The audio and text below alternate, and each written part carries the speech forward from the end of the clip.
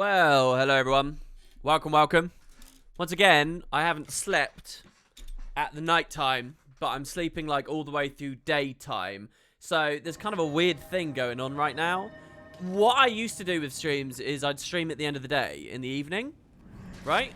That's kind of what I'm doing now in a weird way. I know it's right at the start of the morning, but it's late in the day according to my sleeping at the moment, if that makes sense. So kind of weird. And yeah, I've just been in PvP trying Hollow. I don't know anything about how it works really at the moment, so I'm not doing too well. But yeah, I've just been playing a bit of the game, and I thought, well, do you know what? There's no point arbitrarily waiting the extra half hour. Let's get in on Master and see what we can do. So yeah, that's what we're doing. I'm gonna open with a couple of races really quickly. So basically, I'm just because essentially I got to the point where I was like, look, I don't really. Well, my queue's bugged out, right? So there's a bug hitting PvP at the moment where you can't queue. If you leave a lobby too soon, it like breaks, and then it forces me to go to NA or back to EU or whatever. And sometimes it double breaks on me, and I can't play on either region anymore. So that just happened, and I don't know if it's double broken at the moment, but it broke on EU, and I've decided I can't really be bothered. So I'm just going to do some Master stuff. I figured I was going to come do some races, and if I'm going to do some races, why not stream them? So, we'll kick this off early. We'll do these. I have just unlocked a couple of new skins as well, by the way. That might be salvageable, because we hit a tree dead on, got a ton of endurance. It's almost like we didn't hit it too bad. I unlocked a bunch of skins because playing Hollow, I'm on an Asura. I like any kind of melee character. I tend to like being quite small, quite slender. So that I feel fast, I can see the hitbox quite comfortably. Like it's not hard to play Char, right? It's not hard to play Norn in these melee things. You can be perfectly fine, but you kind of got to build your muscle memory for it or whatever, and your expectations for it, and you know what your model is.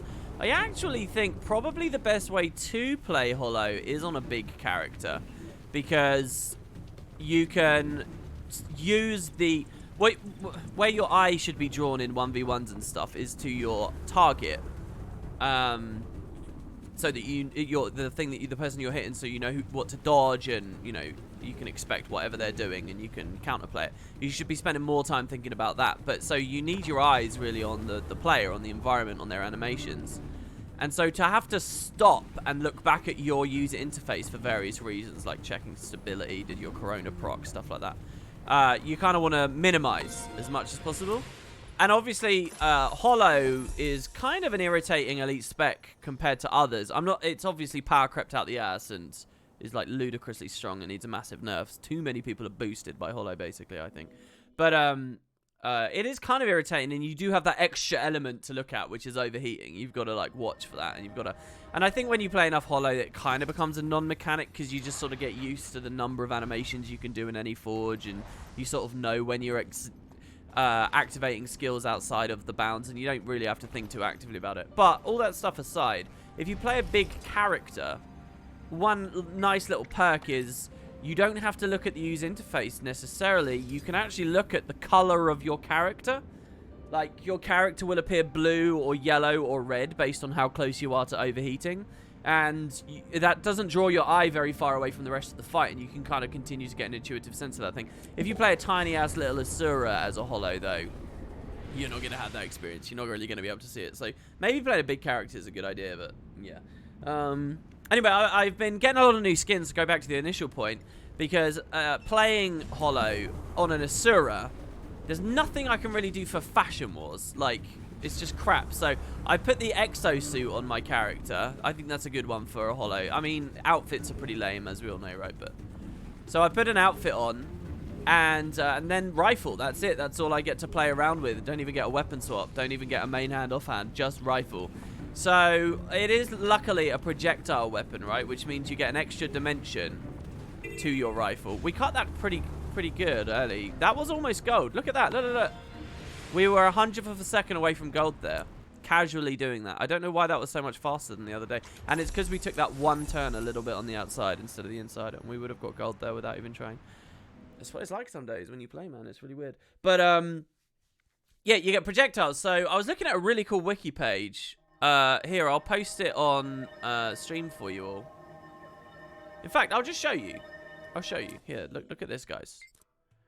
So here's the holo I made. And there's a link in chat that you guys can click if you like. It's a wiki page that lists out unique weapon sound effects on classes. Okay, so if we head over here, pick this up and go rifle. And we equip our rifle. And we turn sound effects up. Let's turn these off for a second. Here's how rifle sounds. Pretty fun, right, guys? And indeed, Elixir S particle accelerator spamming 1 is quite often a very safe, solid pressure play to do before engaging a little bit deeper, right? So you're going to be hearing this a lot. Not that fun. Luckily, Fashion Wars to the rescue. Some rifles in the game, as illustrated by that page, do have different sounds. So you got classic, the pop gun. This one's way cleaner, I think, to listen to. But everyone does this, so this isn't very good. Everybody does the pop gun. So you got pop gun, or you can do Winter's Day rifle. Now what this is regular rifle, but with an added twist. Listen. Alright, so we get our Christmassy ding, ding, ding going on. Yeah, we are at a good volume. You guys can definitely hear this. Alright, so you got Winter's Day.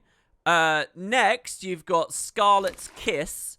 Now, so I just unlocked this. I just spent a ton of money on this, and I spent a ton of money on one of these other ones as well. There's also Scarlet's Rifle. Sorry, Scarlet's Rainbow. Look at this. This actually looks pretty good for a holo. Look at this setup for a holo. It's not bad, is it? I actually think that looks really good, and I would totally run that on a holo in PvP. I think it looks good, and apparently it has a unique sound effect as well on it. But I don't know what that is. It's pretty awesome, but check out how expensive this is. It's up to 897 gold. I don't know where you get it from. I don't know what the method of creating it is, but it's really good. A big, badass cannon-looking thing, and it looks very, very, very fitting for this elite specialization. So, anyway, apparently that has a unique sound effect. I don't have the rainbow, but I did just buy the Kiss for 200 gold. We're down to 700 here. But so, listen, this is the Kiss.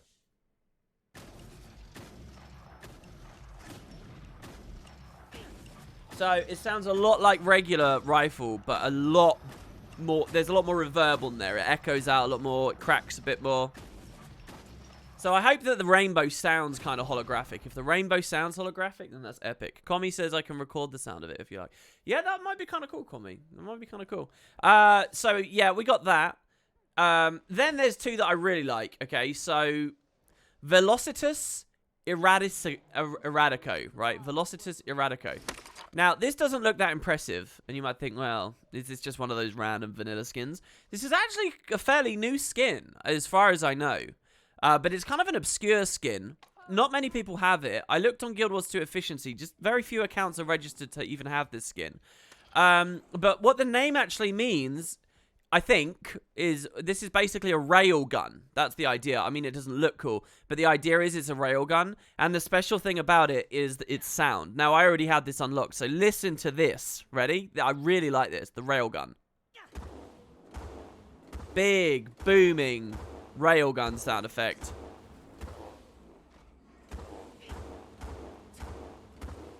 So, I quite like the railgun. I think he's pretty cool. But the one that might be my favorite is Leyline. So, the Leyline rifle actually has a lot of sound effects, special things. First of all, it's got an unsheath. Now, that unsheath I actually think is a bit messy sounding and a bit loud and is kind of, I don't like it much. But it's got an unsheath, and then the projectiles are actually there's a variation in it. There's lots of different projectiles that can come out. So you got to listen, and we got to auto attack a few times to get them all. But they sound really magical instead. So check this out.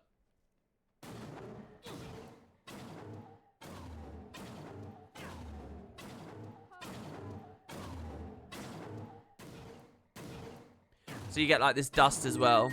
So, yeah, I don't know. I quite like this one. But yeah, just lots of different rifle sounds. I think the pop gun's probably the most extreme. and it was also one of the earliest ones. I think what the devs probably realized after they did the popgun is they wanted like the core sound effect, right? So everybody knows this is rifle auto. Everybody. For NG, right? I think Warrior too. Everyone knows. And I think when they did the popgun and they just completely changed it, I think they want like the soundscape of the game to be a certain level. And there should be certain expectations and parameters when people hear certain sounds. I know a lot of people just turn sound effects off, and I think that is healthy. So all the other ones, if you listen, they just riff off. They keep the bass line and they like riff off of it. The Winter's Day gun is the best example, where it's clearly got the same sound effect, but the jingle bells are going with it, right? So yeah, and I think that stuff is important for the game. I really do, because you got certain sound effects are just really good to listen to. Like, you can hear when an SD thief got procced at 50% health so much faster and more effectively than you can see it or identify it on his buff bar and stuff. You can hear it. It's really good. I've already talked certain Fresh Air Ellie sound effects, Earthen Synergy, are really good to listen to. There's a lot of really clean animation sounds that are worth listening for when the physical animation is far too subtle. So anyway, yeah, I don't know. And Scarlet's Rainbow does look really good, doesn't it? Scarlet's Rainbow? I mean, it is like the Hollow. I remember these skins when they came out. I think I do. But I wasn't that excited by them. But now I am. I mean, an exosuit Hollow wielding the rainbow. That just looks so fucking cool. And you can have the Hollow Mini with it. I'm struggling to find a good backpack for a Hollow. I don't know about that necessarily. So I've just got mine hidden for now. But yeah, that's the only way I think you can build an Asura Hollow that looks really cool. I mean, I know that there are the Spinal Blade backpacks. Komi's actually shown those off recently, but I'm not sure. Isn't the Hollow alt gun the same gun? Oh, when you're in Photon Forge? Is it? No, you have a sword in Photon Forge. What am I talking about? You don't have a rifle. Oh, you have dual pistols that you fire when you use the skill 4, but the rest of it's all like, you know, it's a sword. You're using like a flash cutter. You're using like a lightsaber, I guess, really. I mean, if you think about it. And then the actual Professions, you know, Elite Specialization collection weapon as well is also a sword. Speaking of which, I want this done, guys, because it's a whole category. Look, this thing, I want this done. This will turn this whole area green. And we sort of half did a bit on recent streams. So I don't know. We need the Soul Beast one. These skins really are not as good as the Heartthorn set. I mean, they are cool. This is a perfect example of something that I actually think looks really, really awesome. There's a whole thing, right, with the game that I care very deeply about and have been thinking way too much about lately. But there's a whole thing with Guild Wars where I like look at stuff like this and I'm like, look at that model. Look at how detailed that is. Look at the bandage wrapped around it, the slight, you know, texture and wear and tear on it, the green coming off, the ridges on here. But you cannot extract that detail in the moment. Everything moves too fast, the camera's pulled out too much, the FOV's too high, there's no gameplay that focuses on individual assets. It's just, I want the game to make people look at stuff like this and really pull that detail. It's like when I first played Elder Scrolls V Skyrim, way back when it first came out. I remember they did on their menu system a thing where if you got like a sweet roll, you could mouse over the sweet roll, and now a huge part of the UI would have the sweet roll on the right, and you could zoom in and like rotate it and stuff. And I remember looking at that when that came out and thinking that was really silly, and why did they do that, and what was the point kind of thing. But I understand so much now, I think, why they did that in Skyrim, and I think it's so brilliant. It's just a beautiful opportunity for people to genuinely see and sort of feel like these are tangible items. And we're kind of getting an equivalent experience here in Guild Wars, but only because I'm seeking it out. In Skyrim, it was kind of pushed in front of you a lot. And that has the advantage of being a first-person RPG, right? Which has all these qualities, these beautiful qualities that, unfortunately, a lot of casual gamers don't buy into. Which is why Elder Scrolls has been, you know, shoehorning third-person in and stuff. But, you know, they could get that value out of that. And you see, like, the Tomb Raider devs of the most recent gen do a lot of this stuff as well. I want it to be more than just in the UI, though. I just see all stuff like this, and it really, really... I genuinely feel a bit of emotion in my chest, okay? I'm not joking, all right? And I'm not exaggerating. This is how deeply I care about this. Sort of realizing that there is this fucking cool asset here that definitely not the broader gaming communities will appreciate and care about and understand, and certainly within Guild Wars 2 people don't appreciate enough, you know. And that someone made this, people made this, it's implemented, it's here, it's now. It could. I just wish I want to grab it and put it in another product and make it work, you know, make it do things. And I feel like that with everything, that all the tonics, all the it's just so much. Like the MMO has so much, and it's just crazy to me. It really is. Anyway. Oh, okay. So, guys, I've got a YouTube video from Commie here of the other rifle sound effect. You want to listen to it, everyone? All right, here we go. So, this is Scarlet's Rainbow Rifle Auto. Apparently, I'm in the background a bit as well. So, let's turn this up and see how it... Ready? To find a good backpack for a holo, I just so I've just got mine here. But, yeah, that's the build an Asura. All right.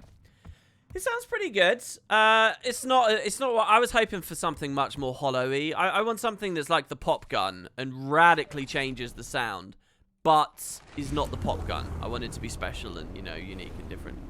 That's what I really want. But that's pretty good. And thanks very much for the video of that. It sounds. Does it actually sound different to the other Scarlet gun? Because, you know, I was half expecting the Scarlet guns to sound exactly the same. Yeah, there was a lot of reverb there. I don't know whether that's Commie's specific setup. Yeah, sorry if that was really loud to everyone. I was concerned that the balance would be off, so I bumped it up a bit, but maybe I went a bit too crazy. There's more reverb in a sort of a metallic tone compared to the Scarlet one. Well, the fact that I'm even asking that question just makes me think, you know, that it might not really be enough. Frostic9? Just hosted with 25 people. Thanks very much, Frostic. Hello to everyone at this time of night or morning or prime time if you're ACX. I've started streaming a little bit early today, so this host has come at a pretty good time because, like, there's a good long stream about to come your way now from me, so you can sort of sit back and enjoy yourselves. I'm just opening it up, doing a little bit of beetle racing because we've got to do this for, like, probably the next... This is bad. I might have just missed gold with that. What I should have done there as well. Wait, can I just... I can Raptor. We're fine. We didn't miss gold. I went over it! Okay, no, we're fine. Yeah, we got to get loads of gold rewards here, basically. I don't know. I forgot what I was saying. So, yeah, just... any other interesting sound effects, by the way, if you guys know about them, I'd love to hear.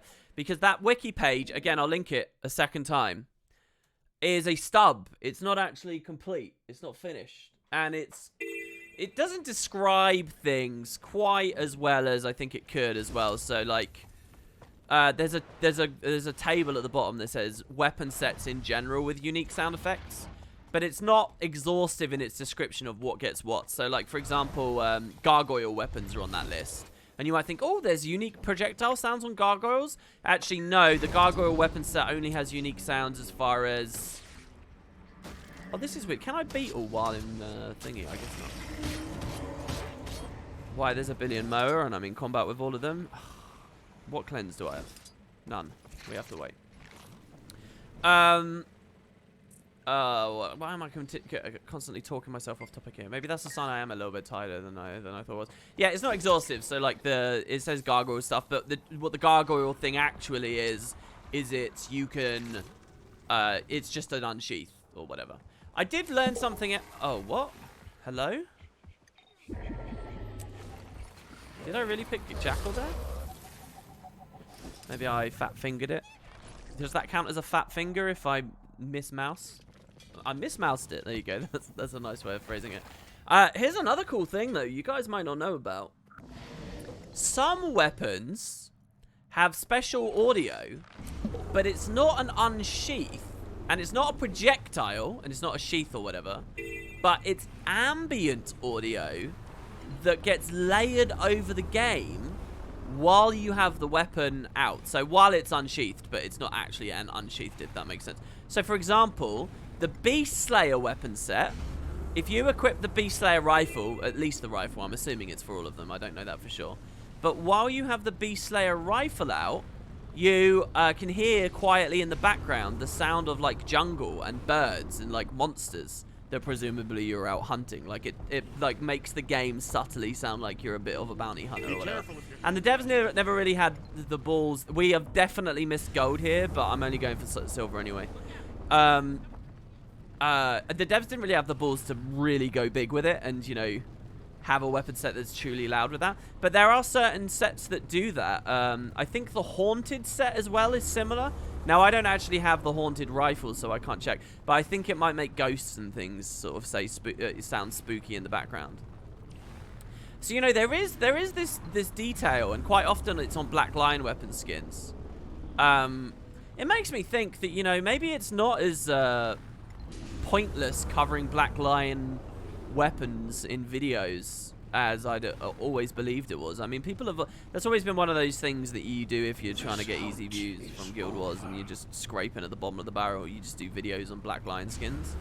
And I mean that with no judgment to people whatsoever. I understand why it happens and why people do it. But I've just never thought that they were like, you know, there's not enough to latch onto, so what's the point kind of thing. But actually, then I realised that there is interesting shit going on sometimes, like with the Beast Slayer thing that I just mentioned. So, hey, who knows? Who knows? There might be a video in simply... we might even miss silver here. This is really bad. I knew that boost was off, but I went for it anyway. There might be a video in the concept of just showing off all the unique sound effects. Like literally taking some of the detail that's on that wiki page, fleshing it out a bit more, and showing people the actual footage and the actual sound effects, which obviously wiki can't do.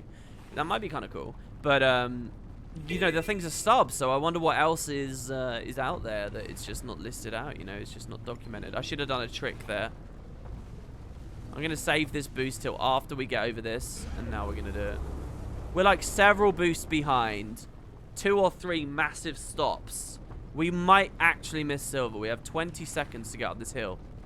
Get ready for it, guys. If we miss silver, we've never missed silver on one of these, just by the way. We've missed silver.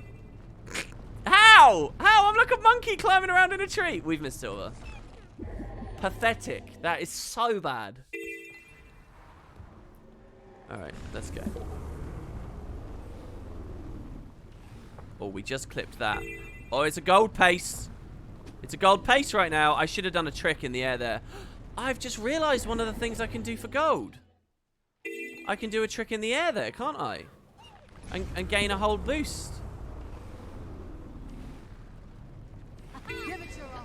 Oh no, I lost all my boost there. How did I get air there? If I could consistently get that air, right, that's so huge. Because this section here that I'm like not boosting, but I could have been boosting or whatever, I would always boost because I could trigger it earlier and it wouldn't screw up the drift that you have to do. Then you could possibly get another one here. Oh, I've missed that. It's fine. This is not a gold pace anymore, but it's silver at least, and that's what actually matters. It's good to see you in chat, Fat Larry. Be careful if you're headed west. Oh no. Fine, I'll read it. I tried to read chat. Shatter, literally, you just lost me that run. I just want you to know. I tried to read chat, but Shatter's thing was about to scroll off, and I looked at the wrong time. He says, that's really cool and all, but at the end of the day, you'll end up being able to hear his skill spam from the 10 to 50 players around you. Yeah, well, to an extent. I mean, the ambient background thing, you're definitely right. In any kind of actual combat, you're not going to hear it because it's going to get drowned out big time. That said, it might be on a different slider. I really think it might be on a different slider, in which case you probably can balance it. But then the problem is it's competing with the other ambient noises, which again, it's just too low. However, stuff like the pop gun and that, I disagree, especially for a PvP-minded player.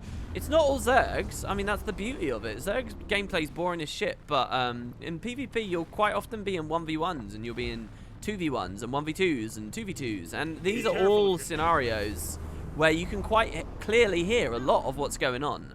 You know, it's not actually a cacophony at those levels. You know, if you're in a 1v2, if you're in a 2v2, and a player on either side is pressured and kiting, they're unlikely to be executing shit tons of animations and going ham. Like, that's a big reason why PvE sounds as horrendous as it does, is because the whole game is just face roll, brain dead skill rotations. It's 100% uptime of mashing buttons in order as dictated to you by meta battle. Ooh, it's very exciting, isn't it, guys? And that's because there's never any counter pressure. There's no flow. There's no back and forth. But PvP there is, right? And that basically means things get quieter and you can pick up sounds better. Like, almost every dimension possible, PvP is the best thing for Guild Wars 2. Like, almost every, even down to the sound design, just by the nature of the fact that the game is engaging and actually has a pushback. I know, we're well off the deep end here, guys. That's one of the most fringe arguments I've ever made for why PvP is good, but I stand by it. It's true. So yeah, you know, and something that modifies an auto attack sound effect, you hear, definitely you hear. It's always been true, even way back when. I mean, those pop gun weapons and whatever. There's the short bow version of it is called the slingshot, and that was like the thing to run if you were a thief for your short bow. Nowadays, obviously, you've got other things like the tigers on Chuka and Chumpa or whatever, but, you know, that from the cluster bombs, yeah, I remember that very clearly. I still actually get a little bit, I'm a bit conditioned to sort of tense up a bit whenever I hear that, because particularly in past metas, you hear that, look, we almost got gold. We've missed that by just a tiny fraction each time, and I felt like that was a really slow run again. The game feels like it's just been really forgiving on them today. I don't know. Well, meanwhile, yesterday, they all felt pretty much impossible, and I know they weren't, obviously. It's all just in my mind. If you think ArenaNet released a PvP-only version of Guild Wars 2, would it succeed? I think... what do I think? Today? No, I don't think it would, because I don't think that the Guild Wars brand, and here's a sad thing, I think, but I don't think the Guild Wars brand holds any respect among those who are competitively minded anymore. I think it did moving into Guild Wars 2, but I don't think that anyone hears the word ArenaNet or anyone hears the phrase Guild Wars and thinks, oh, that's a place where I can... I'm a bit burnt out on League at the moment. I want a new game. Oh, ArenaNet's doing something? Let's do it. I don't think anyone thinks that. Of those people and of that mindset. So I think they're fighting an uphill battle. And I think that puts them in with the rest of the unwashed masses in terms of new competitive games. So, not necessarily. But, you know, if we rewind the clock and Guild Wars 2 was not an MMO at all, it was just all, you know, what was it the Making of Guild Wars 2 book says? 1/3 of every dev at that point considered themselves a hardcore PvPer. That's written in, if you have Collector's Edition Guild Wars 2, you can read that. That's what it says, right, as Guild Wars 2 came out. If the whole studio just bowed to that 1/3, and it was all about that, and Heart of the Mist was not like a glorified beta, but it was a complete finished package. It basically had the infrastructure the game now has. It had ranked queuing, it had hot joins, it had unranked, it had tournaments rolling, special events, it had all that stuff, and it had good rewards, and that was like the main thing with the game. Maybe it had a slight tacked on PvE experience, like a lot of these Asian PvP grinders have, or like Guild Wars 1 sort of was.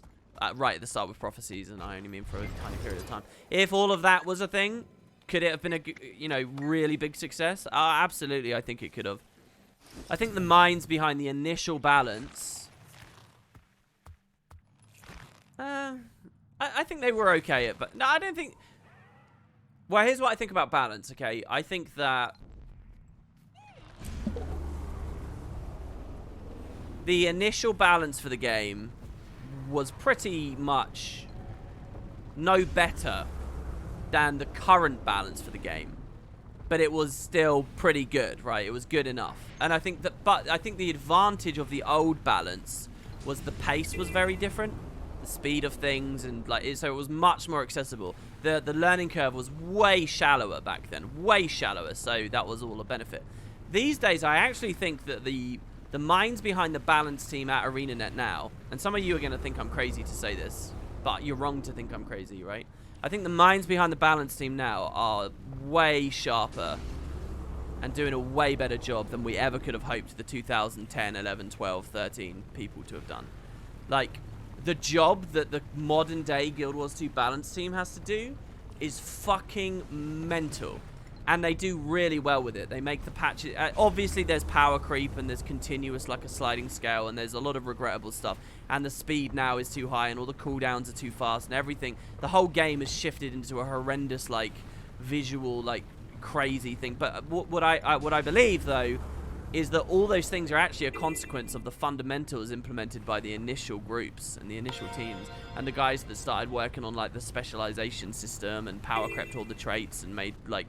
I think that that's a path that Guild Wars got set on that the current balance team are kind of just stuck with. Did I really do this twice today?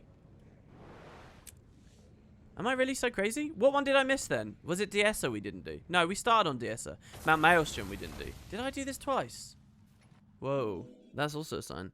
So yeah, I think that there's sort of a path and a horrible kind of world that the balance team now of today are having to look at. But all the dimensions and facets they have to look at, I think is insane. I actually think they do a really good job. I really do. I really do. And a better job than I've seen any team handle Guild Wars 2 balance so far through all the years that I've been watching it. But we're obviously in this environment now where it's a bit let me just check here. I have a vague memory of having done this. No, I definitely haven't. Look, Garfried is the one guy so far. We're gonna beat you, Garfried. We're off. Our position was a bit weird there. So that's either going to be good or bad. I kind of hope that it's bad, because otherwise it means that to min-max on this for leaderboard or whatever for people, they have to do a really awkward and annoying non-sort of sanctioned reset where you click reset and then you have to roll away and then you have to roll back and do all this kind of nonsense. We got it. That was good. No, I went too early. All right, well, we're still on for gold. We are still on for gold. So yeah, anyway, that's what I think, on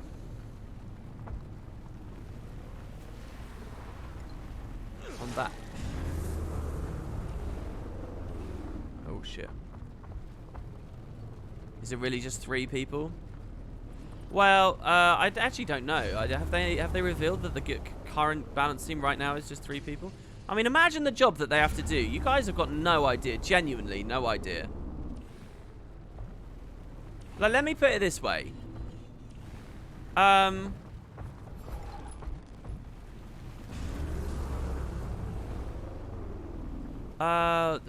what's a good example?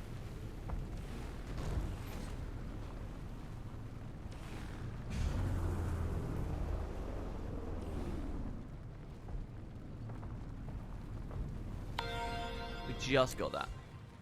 What's a good example?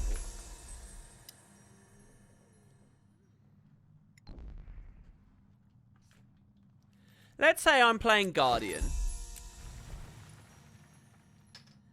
And, I mean, I don't know how much you guys think I know about the game and the skills and stuff. But let's say I'm playing Guardian. And I equip a Scepter. And I use the Scepter 3 on a target. And when I use the Scepter 3, I say, oh, that's weird. That applied vulnerability. Oh, that's very strange. For me, that's like, as far as I will be judged by you guys. You think, or whatever, right? Like, okay, WP didn't know that Scepter 3 has vulnerability on it. Fine. We'll just move on. But even something as small as that, the members of the balance team cannot be seen to making a mistake, even that small, because some proportion of you in chat, type a 1 if you are this, right? Some of you will consider yourself Guardian mains. You love Guardian. Maybe Guardian was one of your first characters. You play it on all the formats. It's the only one you have geared, maybe. To whatever degree, you believe that you're a Guardian main.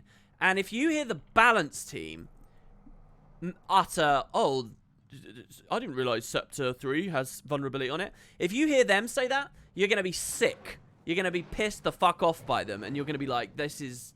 How incompetent are they? They're ridiculous. Like this, and so what I'm illustrating there is that's true for every trait and every skill and every facet of the game, because they are competing with the breadth of knowledge of like everyone. And it's not just broken down by class, but it's by game type as well, right? So here's a great example of where they messed it up, right?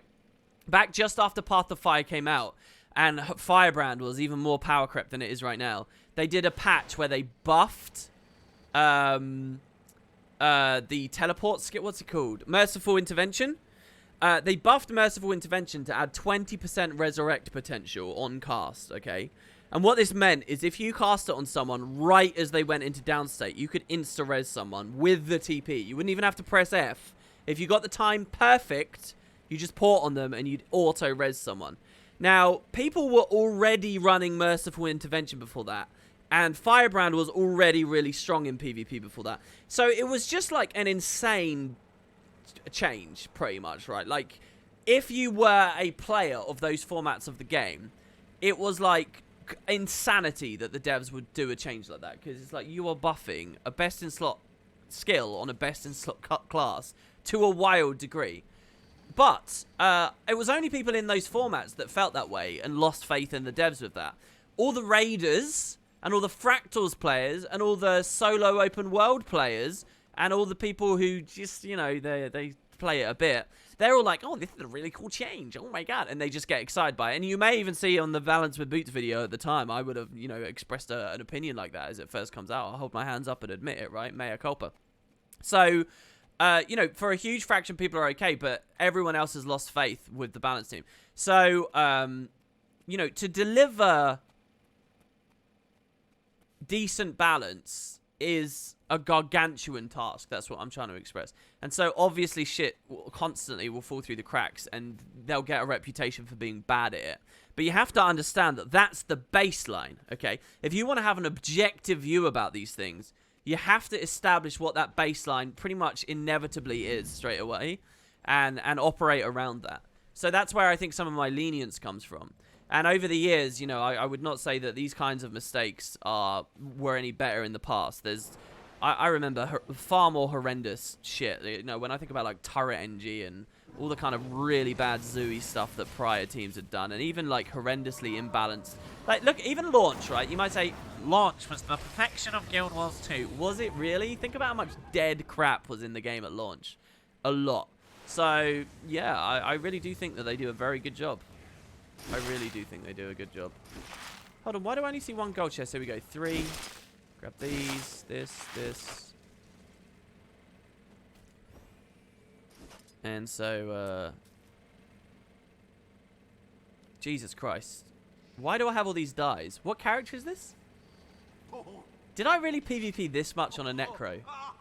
These are all PvP dies, by the way. I never buy dies. I guess I just muled these over to her at some point for some reason. What is this worth now? What's the gift of rainbows or whatever? I remember way back at launch when I was like making the Bifrost or what. No, not at launch when I was making the Bifrost, but when I learnt of that you needed this gift, it was like a stack of unidentified dies.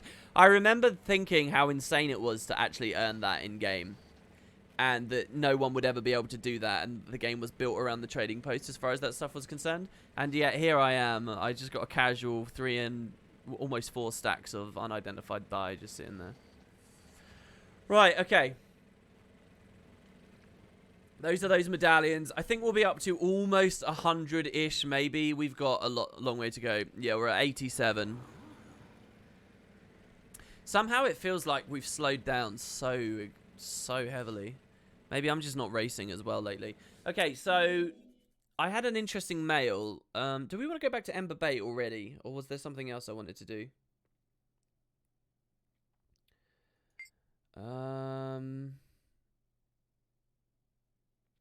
Oh, yeah, no, this was what I wanted to do.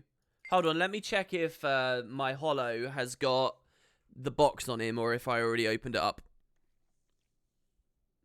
Use them to craft mini mount pups. Sorry, what? Yeah, it wasn't the specialization weapon, it was another thing. Oh no, I already opened it on this character. I guess. Basically, I finished the corner reward track between the 2 days. So we now have the 50 things. So we're going to go do that Hecate thing again. What character do we want to do that on? You know what? I want to do it on my Scrapper again. I'm going to go back on Issa, and we're going to do it on the Scrapper. Because I feel like it was sort of fun. Use unidentified dyes to make the different color mini baby mounts. Oh, you mean the things that I've got the trading post orders on? That will, I'm pretty sure, never fill. I'm so ready for those to never fill. It's unreal. We have been to corner on this character. Interesting. This character's like done. I don't know which of my tunes. I kind of have 9 major tunes that I'm thinking, yeah, you're one of my mains or whatever. And you've done all the PvE. You've been to the most places. However, these days, there's so many maps they've added, and I haven't gone through all 9, making sure that they've all done everything, that it's a bit of a crapshoot, to be honest. I don't know why I still favor Raptor. Sorry, but you're pretty much power crept by the roller beetle these days. You've been gradually getting more involved with the game over the past month. First impressions while doing Path of Fire and Season 4 story was why people complain the game has a huge population. But now I look at stuff like raids and PvP. The community there doesn't seem all that large. I genuinely, and I say this with all sincerity. Okay, PvP. Okay, here's the point I want to make, and then I'll contradict my own point, and I'll express my doubts to my own point. My point is, I don't actually think that it's easy to have a real experience in-game that makes it, you realize, oh, the population is low. Like, what are you basing that on? Like, right now, my gameplay just a second ago was running through this map. I haven't seen another soul. Not a single other player. Now I'm seeing a couple. But, you know, it feels pretty dead to me looking at this right now. What is it that you get that makes you think, oh, this one format is empty? And so to nail that specifically into these, how can you say raiding is empty when if you go to the aerodrome, any time of day, there's fuck tons of people around in there? And especially on EU, which I think we are right now. Yeah, we are. You can nearly always see multiple LFGs going on. How is this a dead game? How is this a dead format when the only avenues you have for interacting with the population is that? I'll tell you the only way that you end up having a sour opinion is drinking the Kool-Aid and seeing people bitching and whining and throwing fits on Twitch and, you know, in on the forums and whatever and on Reddit. That and then you sort of just get scarpered in by the hive mind. But the actual in-game experience, and what I'm trying to drive at there is the larger point that an MMO can actually have a very, very, very, very small population and feel like, and have enough to feel alive and to have its systems work, you know. Deadness for an MMO, the bar is way lower than people think. Anyway, but there's a huge amount of discussion you can do there in terms of like how broad the community has to. Maybe the game feels dead unless the community is big enough to have fan art and, you know, lots of wooden potatoes and so on, and right? Like, if you get what I mean. Maybe people's expectations are a bit higher. So that was going to be my point. And you can matchmake into a PvP game nearly all the time. That was going to be my point. However, in PvP, if you're even halfway decent, you'll realize that it's the same people in all the queues all the time. And sometimes queues do take a long time. I showed you on a stream, NA, off-season, ranked queuing, completely died the other day. It was like estimated queue time of 20 minutes, and you could sit there for like 40 minutes, and you could not get a queue on NA. But that's North America, so we're already starting with a lower population. It's off-season and off-peak, and then it fully died. So it's a pretty fringe scenario, but it is true that ranked queuing did actually die on NA for a window in off-season recently. So, I don't know. I sort of doubt what I'm saying, especially for PvP. I think you can play the game and you can get the impression that there's a low population. But even there, Heart of the Mist, there's always someone chatting bollocks that you can engage with if you like. I think my favourite today was someone in Heart of the Mist was typing in all caps that Jesus is returning. Are you ready? So, you know, there's people at least to talk to. There's morons running around in panda tonics, you know.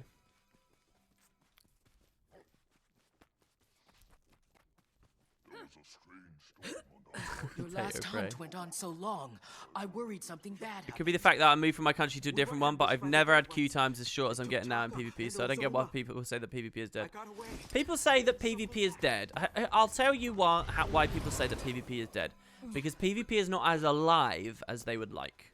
That's all it is. And on the internet, you have to be dogmatic and you have to be extreme, okay?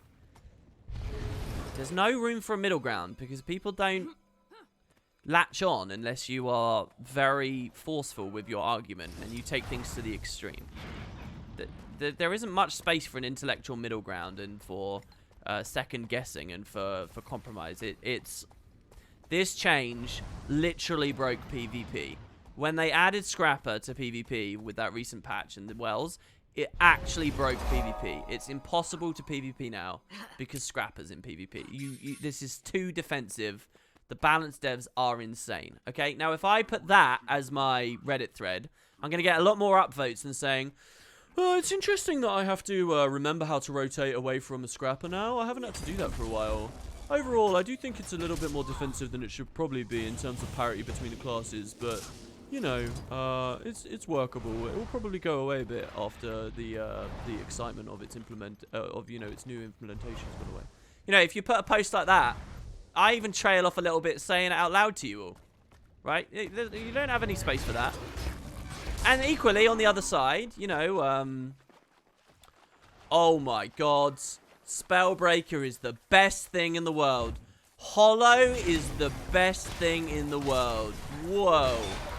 Static discharge, particle accelerator. What a combo. All right, you're going to get lots of upvotes for that. All right, maybe you won't. But you get what I mean, okay? You got to be extreme, guys. It's the internet. You are appealing to the lowest common denominator. And never forget that fact, okay? You have to get the upvotes so that the devs will take what you're saying seriously. That's basically what Reddit is. A platform for the devs to listen to your opinions about the game. And they're not going to listen unless you exaggerate. Just a little bit. It's okay. It's all right. Don't worry. I know it's intellectually dishonest. But do you know what else is intellectually dishonest? Do you know what's just straight up dishonest? Being on the internet and pretending you're not a dog when everyone's a dog on the internet. What I'm finding here is the flamethrower element is really not factoring in. I mean, why not just drop Juggernaut? I mean, these are pretty boring anyway. But I'm a cow. Man, you shouldn't call yourself a cow. Where I'm from, if you call someone a cow, it's like, it's a pretty insulting way of speaking to a woman, to be honest. If you call someone a cow, it's like full on, you know. It's a really superficial, you know, insult, saying someone's like butt ugly, basically. But also kind of has a rotten personality too. You just assume my species. Shatter just says in chat, like, makes a joke. Says they're not going to listen unless you comment on their favorite Quaggan color. Here's the thing, though, and you put a smiley face, like a sarcastic smiley face. That's possibly a good thing for the devs. I know that it irritates people that the devs mostly comment on flavorful nonsense that doesn't mean anything. But, you know, that's actually a powerful thing. Reddit, I've talked about this before, and the forums. These places are forever corrupted, and the atmosphere changes as soon as the maker involves themselves in the discussion. Because it's not about well-intentioned, good-natured, just discussion about the game anymore amongst fans, where true opinion is expressed, and the middle ground is truly expressed. It gets contaminated with people vying for the devs' attention, seeking responses, hoping that they see stuff, right? And you can see it all over the place, right? And contaminated really is a word that I think is extremely accurate in what I'm talking about. So, if the devs keep that to a bare minimum and disenfranchise people from just constantly trying to get their attention, by instead only talking about mundane bullshit is probably healthier for the community and all. You have to think bigger than your own desire to get them to listen to you. You have to think about them having an actually decent resource as much as, you know, the unwashed masses' opinions can give you a decent resource. But I mean, it's populism, it's an MMO, right? So in a way it does. So yeah, it might be kind of good that they convince you all that, you know, they're not going to actually respond to anything serious. And I'm not sure 100% how I feel on it, but I think that there's something there. They're kind of 1 foot in, 1 foot out right now, and I think that that's bad, to be honest. So maybe I'm wrong on this, but yeah. Because what if all they do is respond to fluffy things? The idea is like they get to assure you that they're there, but they also get to be non-committal as hell about everything, and so they kind of have their cake and eat it too, you know. They can make you feel like there's a lot of interaction, but it's not meaningful interaction. But then people see through that, right? People see through that very quickly, and it frustrates them, which is why you get sarcastic comments like what Shat just said. But, you know, I think that a lot of devs are... I was talking about the Bethesda E3 conference on stream, wasn't I? Maybe I wasn't. Was I talking about this the other day? I was talking about how extreme... I was talking to someone about this. How extraordinary that conference was, because it was just like... Everything they were showing were just like all these... And I'm talking about gaming in general here, and just how it exists. It was this beautiful juxtaposition between these games all about murdering Nazis and exploding people's heads and guns and knives and explosions and violence and gore and just aggressive. One of the taglines for the game was hilarious, right? I can't remember what this game is, right? But it said, don't fear the unknown. Attack it. And that was it. Don't fear the unknown, attack it. We're cavemen now, everybody. Yeah, what a beautiful thing to have your game preaching. Yeah, you don't understand it? Fight! You don't understand it? Attack! Kill, kill, kill. What a ridiculous... It's just a ludicrous state of affairs, right? But these are the games that make a lot of money. This is the kind of shit that people enjoy, I guess. So, you know, you had all this absurdly stupid bullcrap, basically, laying into every game. No vision, no artistry, no passion, really. Just fucking the same old, like, crap, okay? With taglines like the one I just said, which I thought was really beautiful in its own way. Anyway, you had that, and that was basically all the games summed up, sandwiched between all these equally ludicrous clips from developers basically fetishizing their audiences and feedback they get from their audiences. Being like, oh, I love the video game because it validates me as a person, and like... Oh, we love you guys. We wouldn't have the games if it wasn't you guys. Oh, you know, games exist because of you. You guys are the best. Oh, we love you, the community. We adore you. You're the best thing I've ever had in my life. Oh, the community is just the best, right? And it was just all this just ludicrous stuff. So you have like this ultra mushy, like, oh, it's so inviting, and it doesn't matter who you are from whatever background, please come play our game because we're all one big happy family. Family. Please give me your money on the next release we do. Family. Like, that's basically what it was, right? And we were just jumping between that and then watching some zombie's head explode into 1,000 pieces as its skull shatters across the screen. That's the Bethesda conference. That's gaming in general. But they had one of these mushy sections they had was basically just all these devs saying, here's what I used to play, and now, by the way, I do this for this studio or whatever. And it was kind of cool to see. But what they were really trying to show is, you know, the people who make these games are just people that do have opinions and do genuinely play the games and are genuinely passionate about the games, right? And I thought it was good for expressing that and for showing that. And that's true of ArenaNet as well. So you've got to just remember that the The devs are they're literally people that go home, have their dinner, have a shit, and then go on Reddit, right? And they'll read silly stuff. And just as you scroll through your Reddit front page, reading, you know, vaguely interesting things, and then suddenly like porn will scroll past at the same time because that's just Reddit, and it's whatever to you, right? The devs are exactly the same. They're browsing through Reddit, and sometimes they want to talk about Guild Wars 2, and sometimes they want to look at our Guild Wars 2. And so then they're kind of locked off and they can't do a lot of the discussion, but they can talk about a fluffy thing. They can at least post about a fluff. There's no consequence them talking about, you know, the guy that did a concept art of a little pink Quaggin and a little blue Quaggin holding hands, right? It's a cute non-thing, and they're just people that are like, all right, I'll post on that. And so, you know, that's how it comes about. There's no like grand master plan going on here. Everything we're talking about is just how things have happened. And I'm just analysing whether it's for better or worse, I guess. Because I've got nothing better to do with my life. Alright, finally we'll buy this. But yeah, so... Reddit? I don't know. I don't know what started me off on that. Have you ever watched Devolver Digital Conferences? No, I don't know what that is. So, by the way, I got 100k karma yesterday, as you can see. And we've just auto-spent it now.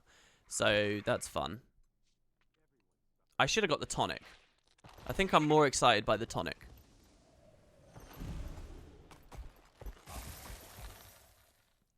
Damn. Alright, well, let's actually get started with this now. What we're going to do is we're going to go to Ember Bay, and we're going to read a mail that I got sent.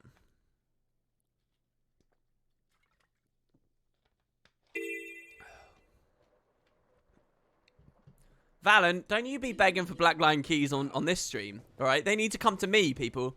Look, you're on this stream. The Black Lion keys, Baradin 3164, okay? None of that. Valen, what's your account name? He's online. None of this Valen 2071. No. That guy's got enough. He's got enough of the pie. Alright, okay, so here's the mail. It's from Benji. 11 hours ago. For the eggs on Ember Bay, the delicate ones are worth 4% of the heart. Large ones are worth 8%. If you're yeah, he's the only one online as well. Look at this hour. Mind you, most of my friends list is like years old people that just don't play anymore. Like years and years and years old. And again, I can't touch my friends list because it's bugged because I got too many followers. If you're mindlessly farming hearts one day or having a discussion on stream and end up with bonus eggs, could putting them in your shared slot prevent the NPC taking them? Just a thought. This is a great idea. So we can do that. We also have this, which I'm going to look at in a second. So, shared slot. Now, we've got large delicate eggs. Oh, they won't go in the shared slot. So we're just going to start each day by cashing in yesterday's stuff. No people online except one loser. I like it. You have the same sense of yourself as I have of mine. So we insta did it today. It's pretty nice. Now here's another thing I did want to check. Okay. So we buy the circus voucher. We've already got the island pudding and stuff. Now here's the thing.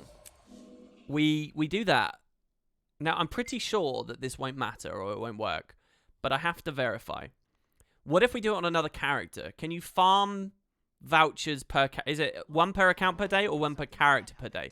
Someone's going to give me that trivia bomb in chat probably while I try this. If they do, then you've saved us a bit of time. If not, I'm just going to run here on the scrapper and try this out.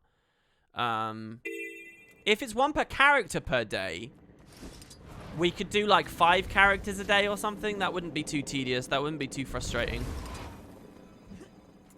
And... we could be done pretty soon. Oh, we did get 5 keys. Hype! Dude, you're the first person to send me keys on this. Thank you so much. And keys are really good for this challenge because they get us what they call statuettes, which in turn get us unlockers. And we might just get the stuff out. Thank you. That's brilliant. I'll happily open some of those. Oh, shit. But look, unlike on Ellie, we didn't get one shot. Those pocket raptors get fucking annihilated. I guess pocket raptors don't give us any direct value for the heart, though. So I wonder if flamethrower is good for like a big boss, though. You know. Maybe this is good for like sustained DPS if we have something dangerous to kill. I mean, it's blind, it's break bar damage, it's stab and might. It is a ton of things. Maybe I'm just playing not very well.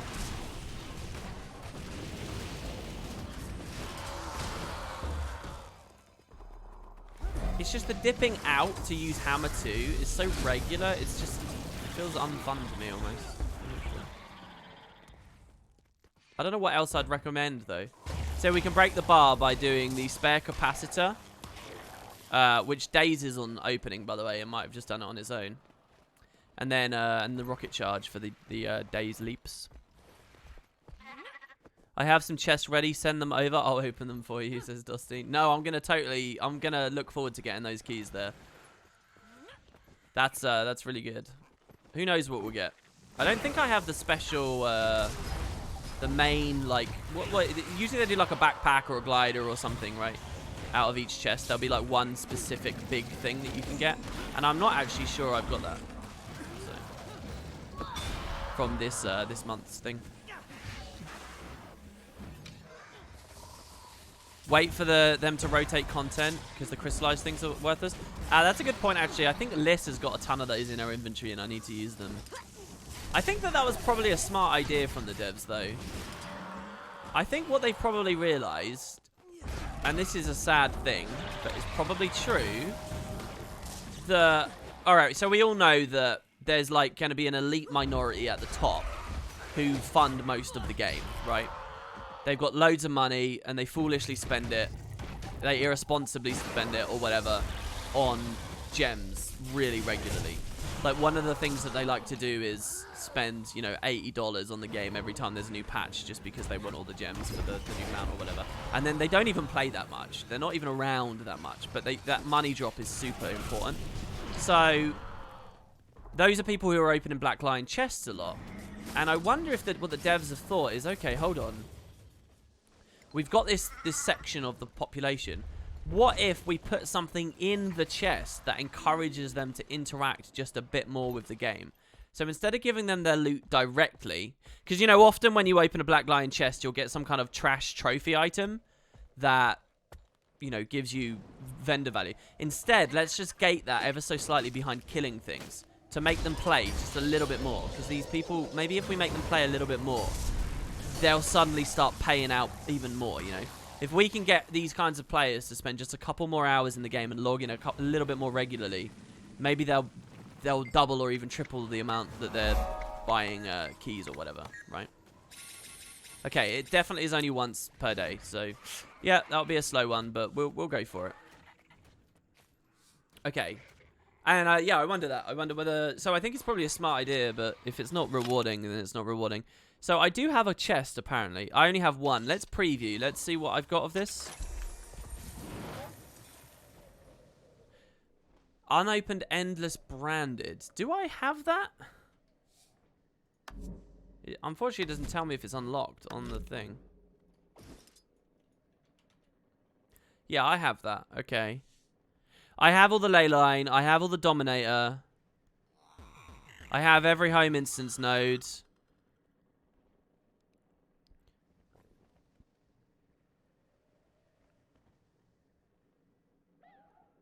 Yeah, I have everything. So if I open these, it's kind of a waste. Kind of. But I think it's... If someone's going to give me keys on stream, they're probably going to want the satisfaction of seeing me open these keys on stream, aren't they? Watch the Devolver Digital Conference sometime. I'm going to love it. Is it because it affirms my philosophies and beliefs about the world, or does it challenge them? Because I, like most people, don't like to be challenged on my philosophies and beliefs about the world. I just pretend to give an air of, you know, superiority. Ding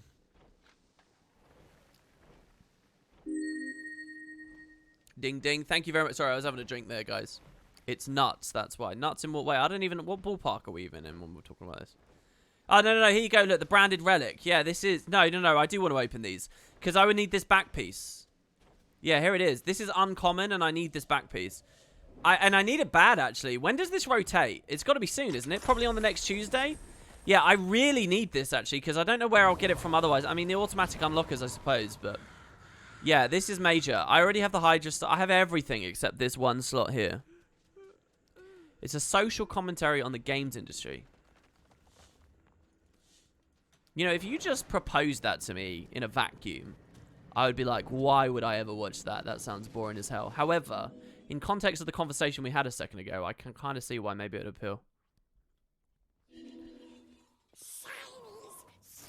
Not for a while because the raid did just come out? Okay. Oh, it's a comedy. Wait, what is it? Is it a doc or what?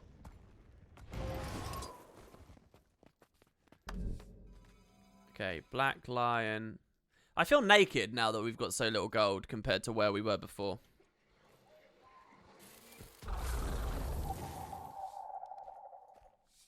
Right, open.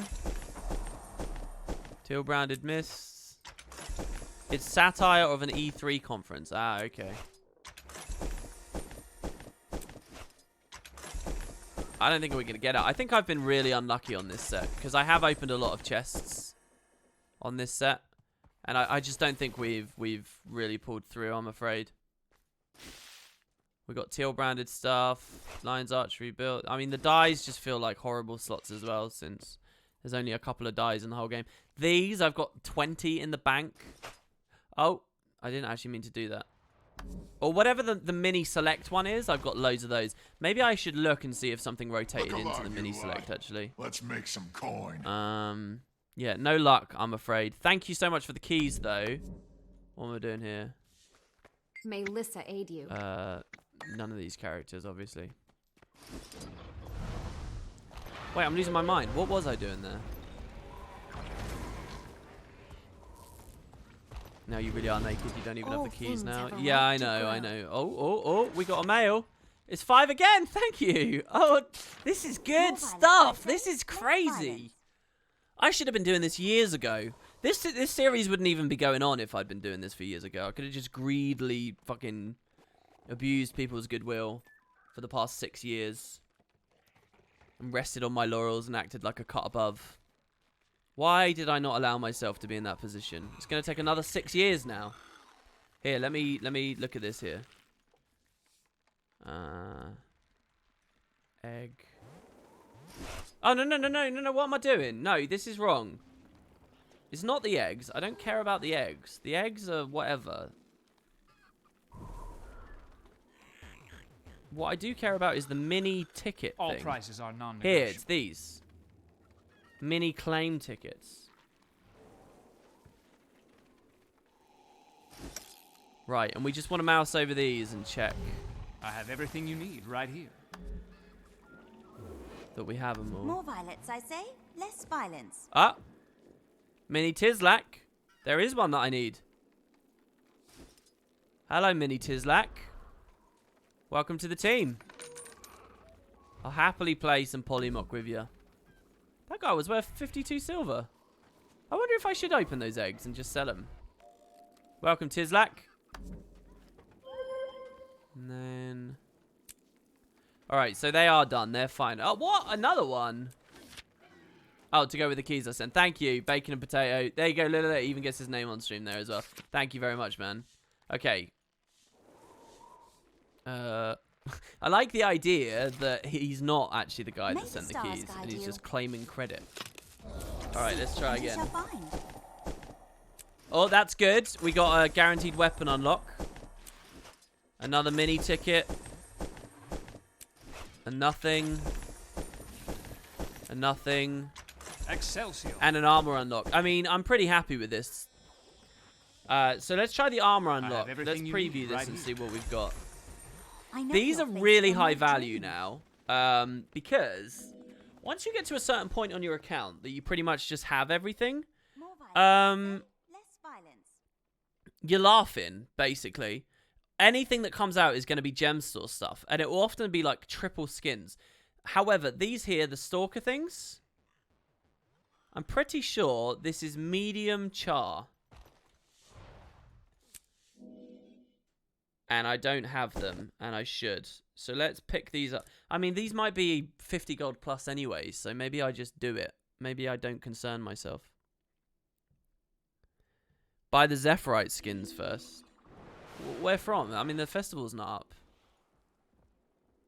I thought the Zephyrite... I'm pretty sure I have a good reason for not having whatever's not there, don't I? Surely they're currency bound, and they're... What wasn't... What were the gold tickets giving you here? The gold sovereign weapons, but there was also... Wasn't it Zephyrite skins? Or am I crazy and I'm thinking of something else? That'll be a trip to hear that those are really cheap and easy to get, because I thought that I was alright. And I've used like loads of those over this year. Loads of them. I mean, maybe not loads. But... The Zephyr Gauntlet skins are like 4 gold on the TP.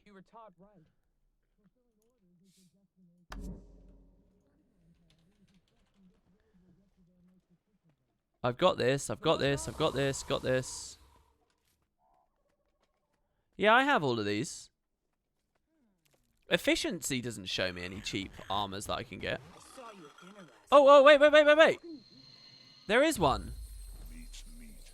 Oh, look at that. This city of ours is the greatest. There is actually one, yeah. Nicely spotted. Char achievement. I have them all Well except said, apparently this. We're not done yet. Alright, get away from me, Char. This is the greatest Oh, city wow. in the world. What a save. It's only going to And then you have to upgrade. Wait. So I can manually upgrade them now, even though the festival's not going on? You're in the blood league. So what we want to do is we want to find the cultural vendors. I think we're 1 floor too high. And we got to buy the Stalker stuff. I think Stalker is Char. It might be Norn as well, though. Buying or selling? Okay, Stalker is not at T3. I obviously could wiki this. Need something? It's not T2. That wasn't worth it. It's not T1. Okay, let's wiki it. The way we can do this is let's go back. Who are we on? Issa. I'm just going to type /wiki and shift click it in. And we'll see exactly where it was from. If it was medium, you couldn't preview it on Asura. Oh, that's a good point, yeah. It's not cultural at all, someone else says. It's pretty amateur hour right now. Let's see. Okay, so... /wiki... Right here. Stalker pants. Oh, come on, ArenaNet. Fine. Stalker pants is a skin, the part of the Stalker armor set. The Stalker armor set is available by purchasing the individual pieces from Karma merchants? What? Stalker armor. What is there an equivalent for medium and Excelsior. I know. what? Is this just all stuff then?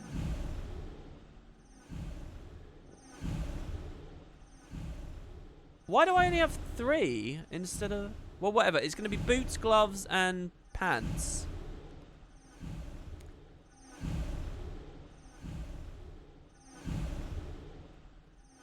Stalker armor acquisition.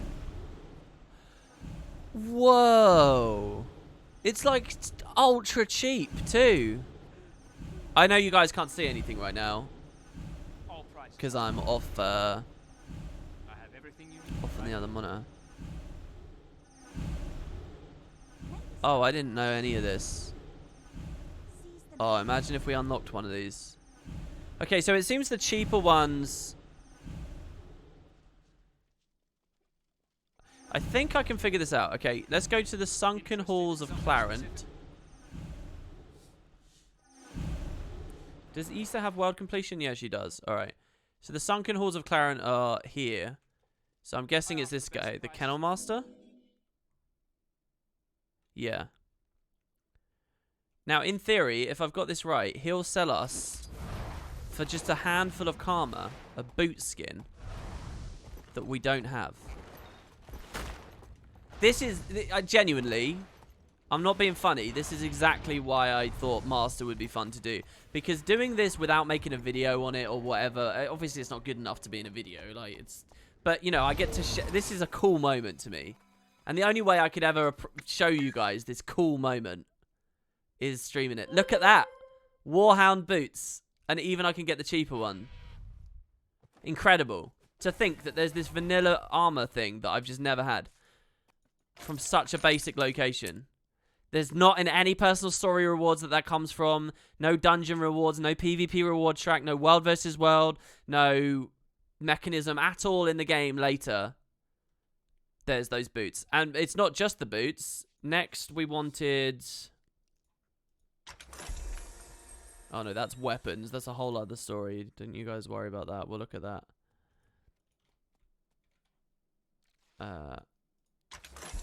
The pants. So we can get the pants from...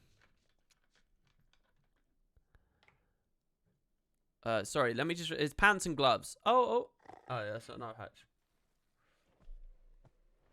I'm concerned about a lot of this stuff now. But 99% of this is gem store stuff that you couldn't buy right now. Because it's not actually on the gem store. If I can upgrade these, then that's pretty hype. If I can eliminate that whole row, that's kind of awesome, honestly. I only have 3 of these left. There's like 9 of these in the game. It's really weird, but this was before they really figured out how unlocks should work. So instead of just having 1 for medium, 1 for heavy, 1 for light, or 3 variants that go triple up, there's like 9 different things across all the potential combinations of heavy, medium, light, and then the 3 variations that they did. Anyway, legs. Let's actually figure this out. Masks. Oh, where? Who sells the legs? The armor skin can be purchased for badges of honor. This is possible in any Borderland or Eternal Battleground by speaking to the armor master. There's no inherent stats, but they alter the look of the armor that they're applied to. They can only be used once and do not require a transmutation charge. I think as far as PvE is concerned, I don't know where... Oh, no, there you go. Leggings. The Mortar Team leggings from Centurion Truthbringer at the Echo Slab Arches. I don't know where that is. So apparently that's bottom left Iron Marches. All right. Did you guys know that immediately off the top of your head? It says this guy. This guy sells us the legs. All right. Sorry, I haven't looked at chat for a second. What's this about raid currency? Check the helmet as well. It's cheap karma. I think I already have the helmet though, don't I?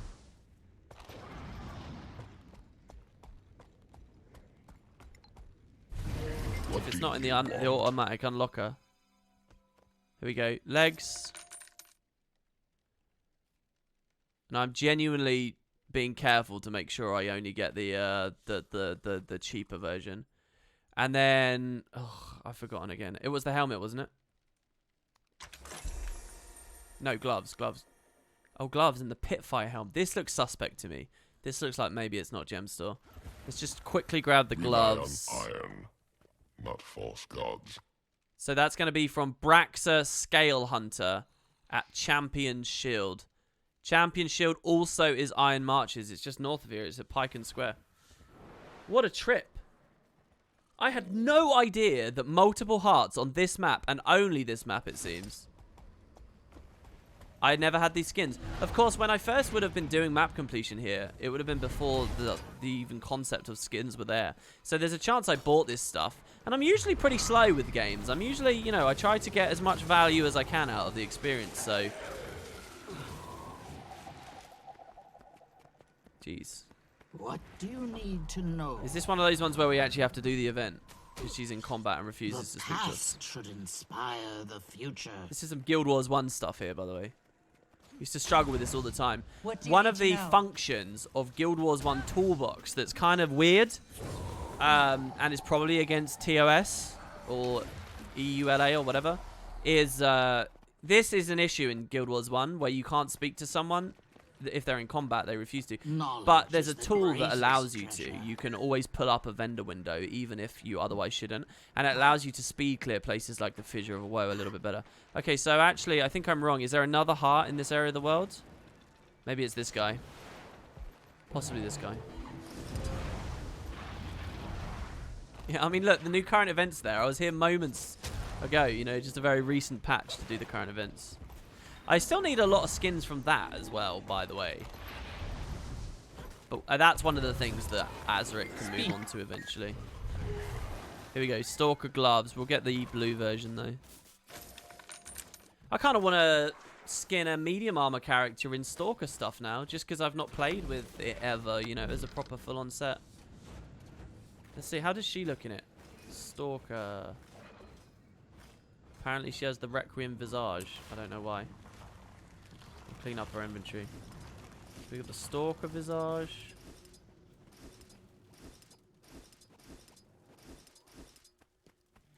I mean, it's medium armor in a nutshell, isn't it, really? I mean, let's be honest. It's a trench coat, and you can't really tell what's going on, especially on an Asura. Alright, so, Pit Fighter Helm's cheap as well, is it, apparently? This is becoming a whole section of the stream that I didn't expect. I know that I've got Mayals. Jesus Christ, people are sending keys big time here. Keys are 20% off at the moment, so I have a few more. Are they? Thank you. And here as well, Happy Gambling from CB. Thank you. This is crazy. Oh, we might really get... I'm scared to open a lot here with this chest, though, because there's only one thing I need. But if I can get that relic, I'll be over the moon. Well, let's slow down for a second. Let's hold the phone. Let's look up this Pit Fighter helmet. Pit Fighter helm. It's a skin that's a part of the Pit Fighter armor set. And yeah, it's just a random ass... Oh, wait. No, it's crafted. Historically, you could get it in PvP. Here you go. I can get it from a map. The Ice Devil helm, apparently. It's sold from Minor Kelg after completing his Renown Heart. At Ice Devil's Needle in Lornar's Pass. So that's top left, isn't it? Isn't that like the... Let's hear it. Yeah, okay. Alright, it's this heart guy here. He sells me that helmet, apparently. Next thing we know, WP is homeless with a gambling problem, and it's because of chat. I know, right? I know. I'm going to get a thirst for it. You guys are going to send me, like, a couple more keys, and I'll get a permanent home instance node. I don't know, whatever the priciest thing I can get, right? Oh, no, I'll get, like, infinite bank or infinite TP. And I'll be like, whoa, this is really good. And then someone's going to send me, like, one more key. I'll open one more, and I'll get another one. And I'll spend the rest of my life chasing that high. Pet Rock. If that was a mini, I'd be so happy. If when they added that Black Lion mini that's the Pet Rock to this, that would have been so good. All right, Ice Devil. Here he is. Look at this. Look at this saucy little sneaky thing. This is crazy. I've genuinely used a lot of these guys, and there's all these random ass skins. Maybe when I get a dud roll, I'm not as unlucky as I think I am. So, 2 Oaken things. I don't know about you guys, but to me, that feels like Sylvari. It feels like Sylvari heavy or something. It is. It's level 80 heavy Sylvari cultural. Why are 2 of those unavailable on my account? Why have I missed out on 2 of them? What's wrong with me? Let's do on the Warden of Tides, shall we? Since I very rarely play this on stream at all. I don't do very well on this character, I have to say.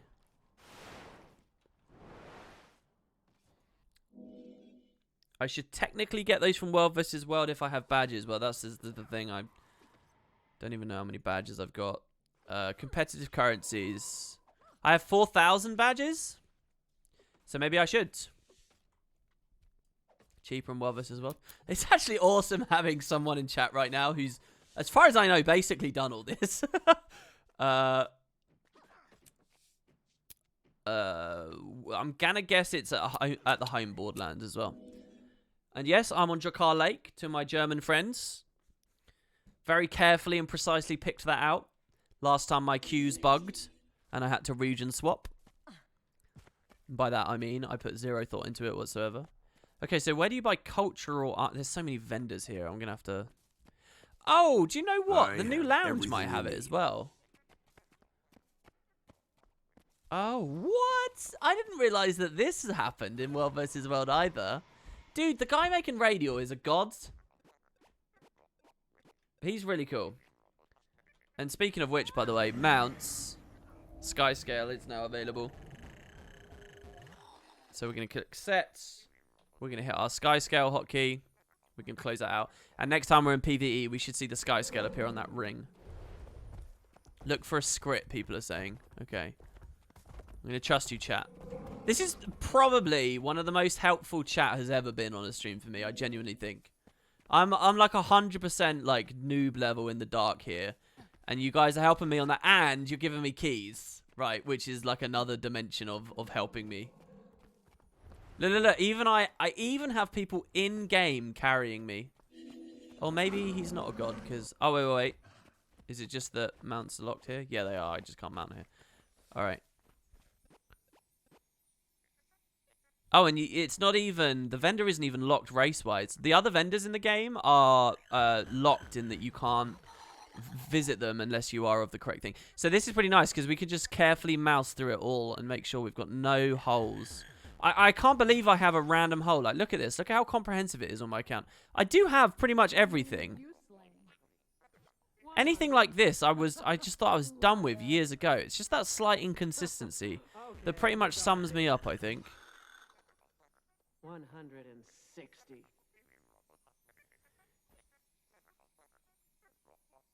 I'm not going to have anything interesting to say here. I'm just going to be mousing through this. We're waiting to see that text go grey. And for it to say locked. Obviously, another method of seeing this would be via the armor unlock UI. Which will, you know, quite clearly display that stuff. But we're being a little bit more scattershot with what we noticed there. So we have everything for Asura. We have everything for Char.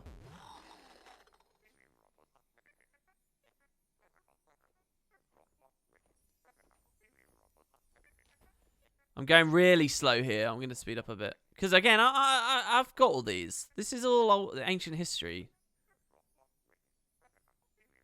Got all of the human. Now, Norn I only did more recently compared to the others. So maybe I am missing some on Norn. It wouldn't surprise me if Norn had a couple of holes. The fact that Sylvari has the holes. I mean, Norn is really the red-headed stepchild of my account.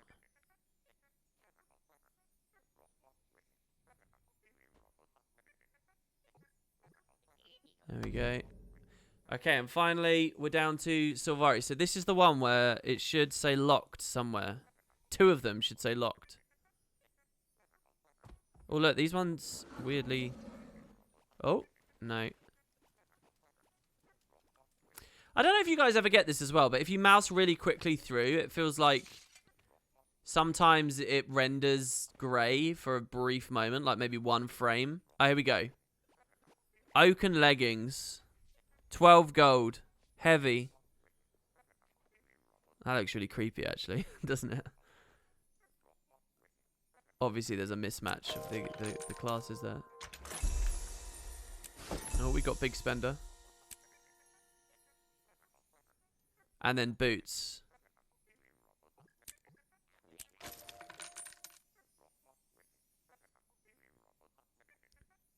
And there you have it. Okay, we're done with cultural.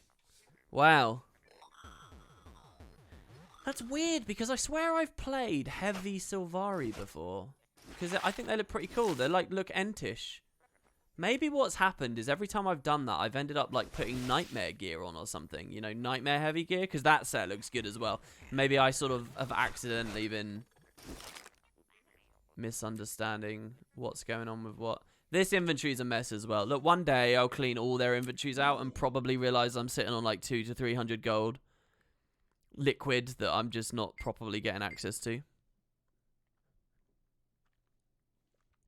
I just got 75 keys with all the gems I've been saving up during non-gem prime times. Yeah, do you wait to buy keys until like gems are like really low and cheap, right? Because obviously when patch comes out, the prices spike, don't they? So it's actually not very effective to do it right then. You want to save the keys and buy them in the low periods and then do it there. All right, so let's just see. Wind Blessed Zephyrite Gloves. I'm going to look at these in Wiki. Okay, so let's just say heavy.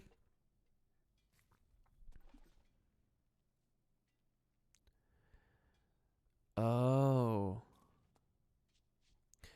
Oh, you can. You can make these in the Mystic Forge. These come from the Mystic Forge. The problem is there's 5 charged quartz each. And I'm not sitting on much charged quartz right now.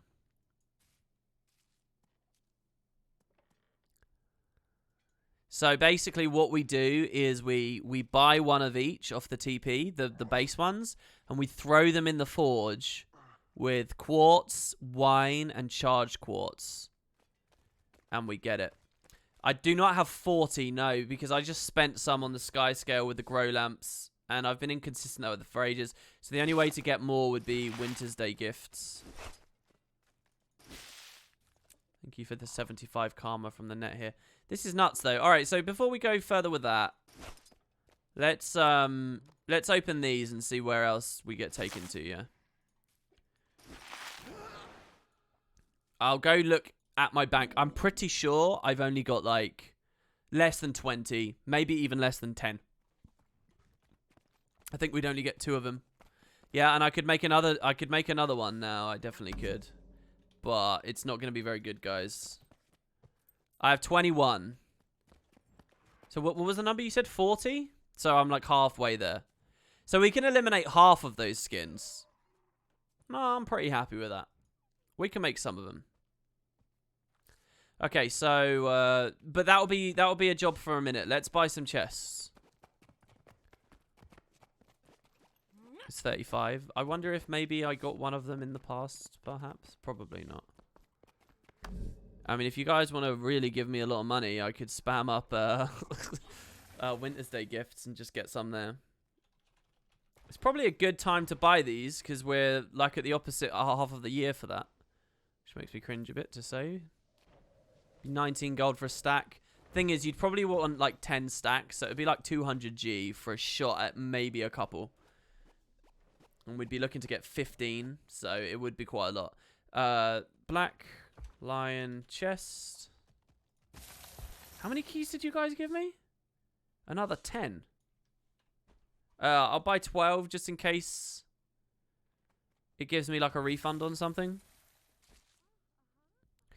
Yeah, I do have charged quartz, and I do charge it when I go to my instance. However, I don't go to my instance every day. It's only when with the start of this that I've actually really started. I think my account's in a really, really strong place with a ton of stuff on it. But I've never really made it a mission to do this. So there are all these weird holes, you know, and there's this stuff that will bottom out the second I start trying to put effort in. So yeah, it's just something I'm gonna have to remember to do. These are nice, by the way. The Tyrion exchange vouchers, they're actually really nice. We can use them. Maybe on mosaics. But also, these, you get them 500 of the Heart of Thorns currencies. That's actually kind of cool because it helps you just spam up machetes. And as you all know, we have a ton of Dragonstone to do. This is a great roll as well. Another just guaranteed wardrobe unlock. This is a good roll because we got... Oh, we always get a statuette. Oh, no, that's a dead roll. That's not a good roll. This is a dead roll. This is, well, I did just say machetes. Are machetes in this? This is an okay roll. Oh, mind you, there was a misspawn key there. I wonder, are they worth anything, maybe?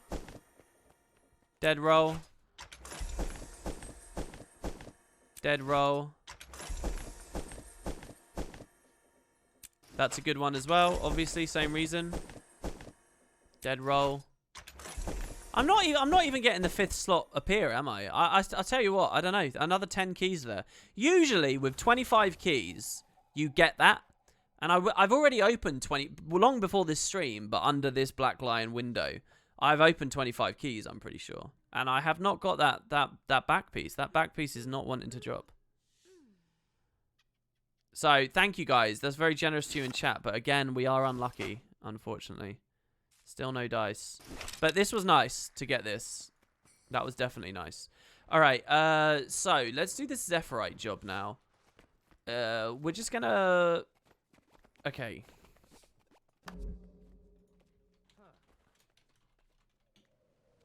I knew I was gonna spell that wrong. It's the Y first.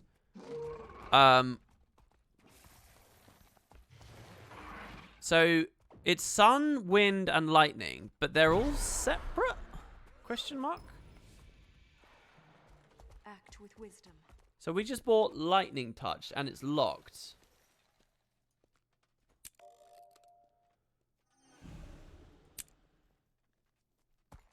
So the question is, do I get the other two lightning touched? Or do I go for a spread here? The spread, you're going to be like, oh, that'll be fun. But the other thing is it's also a bit messier when I return to it later. I guess we'll try it. Okay, so sun. No, I'm not going to sit around waiting for buy orders on these.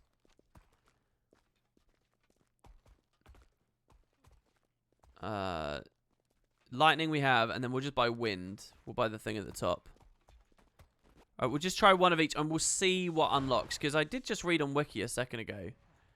It says, I didn't see you there. when you unlock the skin, it says, also unlocks the skin for the equivalent wind-touched Zephyrite.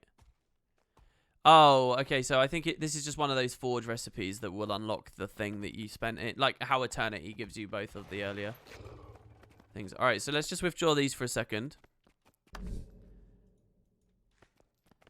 Well, waiting a month for the festival to come back doesn't actually help me because it doesn't give me more charged quartz. So we'll come here. And then at the bank here, I'll withdraw a ton of quartz. Seek, and you shall find. Just all of this, I guess, for now. All 20 of that. And then it's going to be... I think we can do 60 wine worth for now. At least. We must all fight.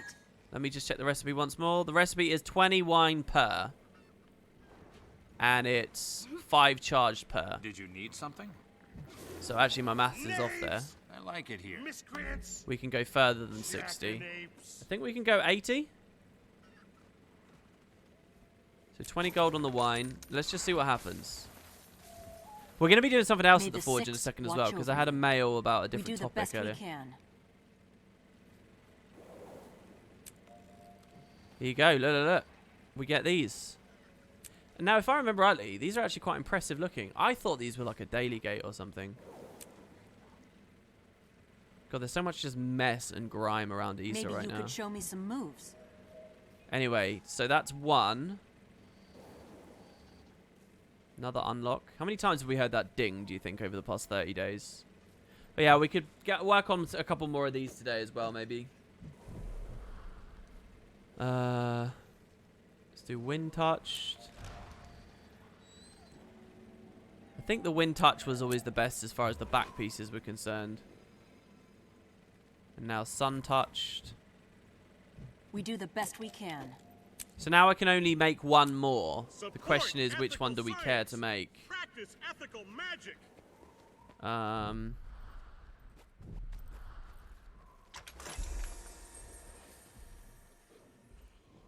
Do we want...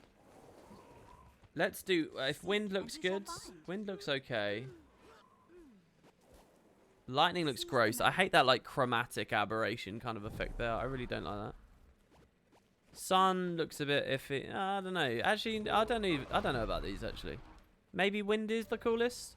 Let's do wind at... what armor scale? Medium, I guess, since we're on a medium right now. So we're going to go... We're going to type wind touched into here.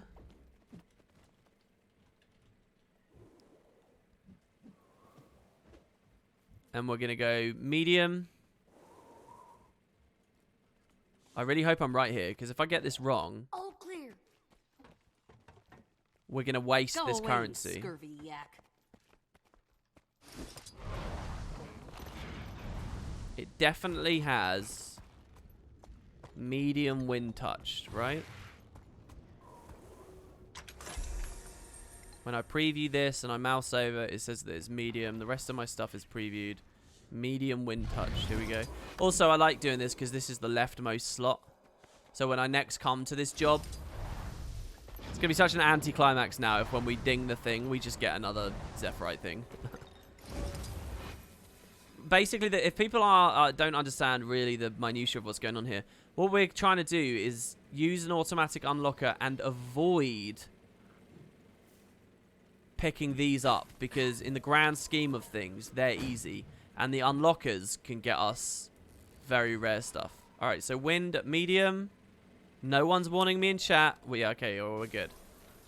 Alright, so...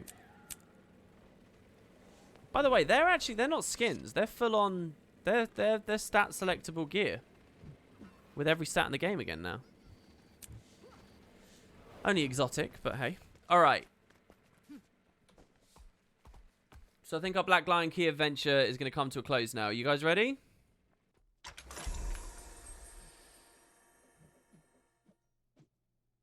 Shinies! So much shinies! What's the Rampart, Warplate, and Phalanx? These concern me. An Incarnate Vest? Incarnate Vest. It's a part of the Incarnate Armor. No, that's Gem Store. Incarnate is Gem Store. Rampart Vest. The Rampart, that's also Gem Store. Rampart is heavy. And Phalanx, I guess. Yeah, it was also Gem Store. So these are just gems, you know, Halloween, but rare or whatever, and old. Gems. Did you need Armor is definitely all gems, and then the backpacks, of course, they're all gems. There's actually a scribing backpack I still should make. The basic plush Quaggan, I swear I've had that in the past. Must be too far back now. Okay, I think it's pure gem store now. I think we're good. I think whatever I double click now, you guys are going to get me something from the gem store that we can be happy with. Pretty much. I mean, maybe these Halloween things. So, we're safe. Oh, except, with the exception of these three. Alright, so, we could get anything except one of these three. These three is feels bad, man. The rest is all feels good. Ready? Alright, we got Magnus's eye patch. And like I say, you kind of get triple unlocks when those go. That's great. Feeling good about that. Now, for guaranteed weapons, this is a whole other world, okay? There's so much stuff here, it's unbelievable. But there's a lot of extremely expensive things. There's a lot of Black Lion sets. It just goes on and on and on and on and on, okay? Now, in general, again, as crazy bad as that looks, it's like, wow, WP, you've got so much to do. I am actually pretty goddamn on top of Black Lion weapon collections. I mean, there's a lot of them that I've done. And a lot of them that I'm very close to finishing as well. These hatchling ones, obviously, you know, they're sort of in this section. But it took me a long time to really start doing this and get that baseline of tickets. So the truth is, you know, there's just a lot of skins here. There are some weird things here as well that definitely would be cheap. But mostly, it's like the anomaly. That's hundreds of gold. This, Arachnophobia, I actually have owned. Back in the day, I had Arachnophobia for a long time. I farmed the hell out of one of the Halloween events, never got lucky, but a friend of mine got 2 and he gave me one. It was very nice of him. So, I mean, I don't know. This is a bit of a crapshoot. What? The Staff of Fortune? Is this new? I don't remember this. This must have just come out last year, surely. Seize the moment. So, I mean, I don't know. Some of this is going to be a bit of a dud. Yeah. Oh, Mike, you're in chat. Jamie. Yeah, there you go. It's good to see you, Mike. Sorry, I didn't realize you were in chat. If I'd missed any messages, man. So, we'll just go for this and we'll see. I mean, this is the big win for me right now, I think. But there'll be some other really, really pricey things. Buy Melandru's Gaze off of the TP right now. This is amazing. Because, like, chat can just... AEG? I mean, I'm happy to get an AEG roll. Do you really think that that's not value? It's 80 gold. Double click this and get 80 gold. That's not bad. Our money's dropping here. Oh, the Staff of Fortune was gem store. I hope you're here to I'm not help. going to spend AEG. I think it's fine to May roll the an Six AEG skin. watch over you. There are going to be less than 80 gold skins on here. All right, I'm dilly-dallying anyway. Ready? Oh, sorry. Here we go. So 3, 2, 1. Oh, that's not good. That's not good. That is not good. Lion Guard Spear? That's going to be random. Is that a World vs. World skin? That's not a good skin. That's a bad skin to get. Really? Oh, well, let me look on efficiency. Where are you, Guild Wars 2 efficiency? Wait. Someone said that's the only way to get that skin. Really? Well, that's good then. There are some bugged skins in the game that you can get from the unlocker, I think, but not necessarily elsewhere. Wait. Efficiency, account. I know you guys can't see.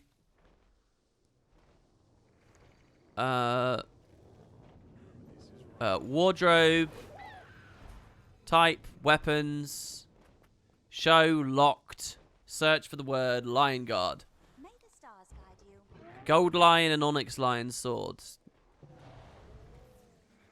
I don't know, guys. I'm not sure what to tell you. Oh, no, that's just those. Hold on.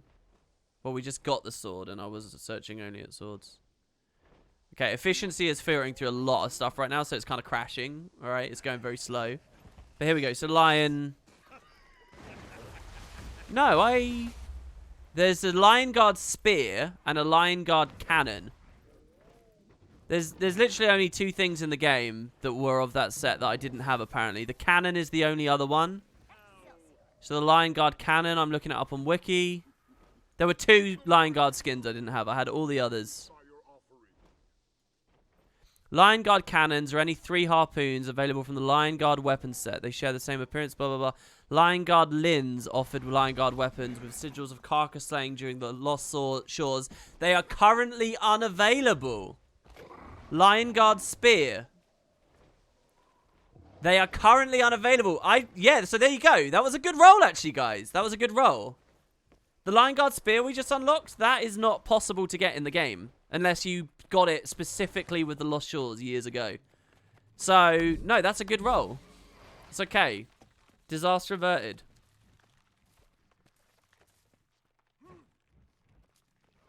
Disaster averted. That was good, guys. Look at this bad boy. Rare. Exclusive. It looks pretty good as well, actually. Beautiful. What is this random vanilla hammer you don't own? What do you mean? What vanilla hammer don't I own? So, this as well, I don't have on the account, but again, is only acquirable through that method.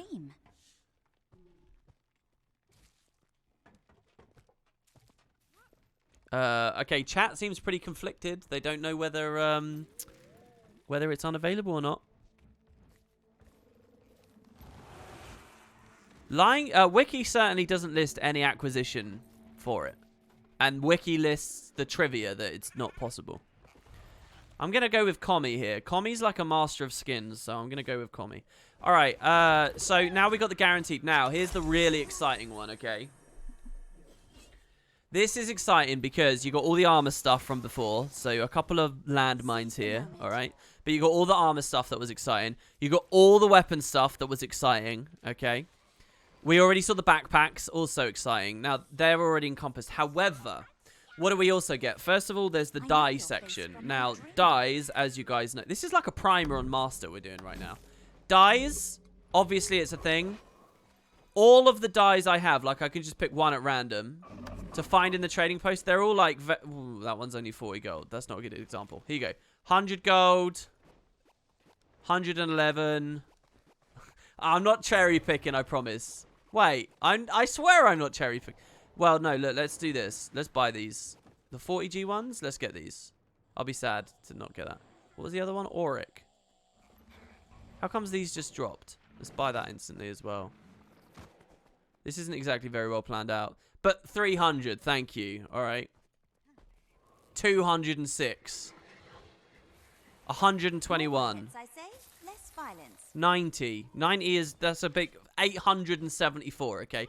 The dyes I don't have are expensive dyes, okay? It looks like 2 of them dropped sort of lowish here. We still spent the greater part of 100 gold in that instant there. And these are the kind of things that really I should put buy orders in. But we're, I don't know, you guys paid for this stuff, so I'll do it here. So there you go, Auric and Arid. Did we just get a mail? WP, the vendor is on this map.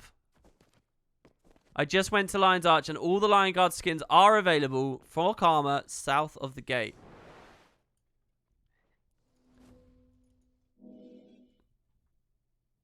South of the Fractal Gate. Let's have a look. Is it a big chunky list that it looks like all of them are there, except the underwater stuff isn't? Multiracial security Lion forces Guards. can be very effective. Trident is here. Spear is here. Was this what we just got, though? It is. It is here. And then, what's the other one? The, harpoon. Let me mouse it. Oh, here it is. The cannon. Here it is. It is available in-game. Alright, there you go. So it is available in-game. However, I still declare that a good roll because you guys know how much karma we need.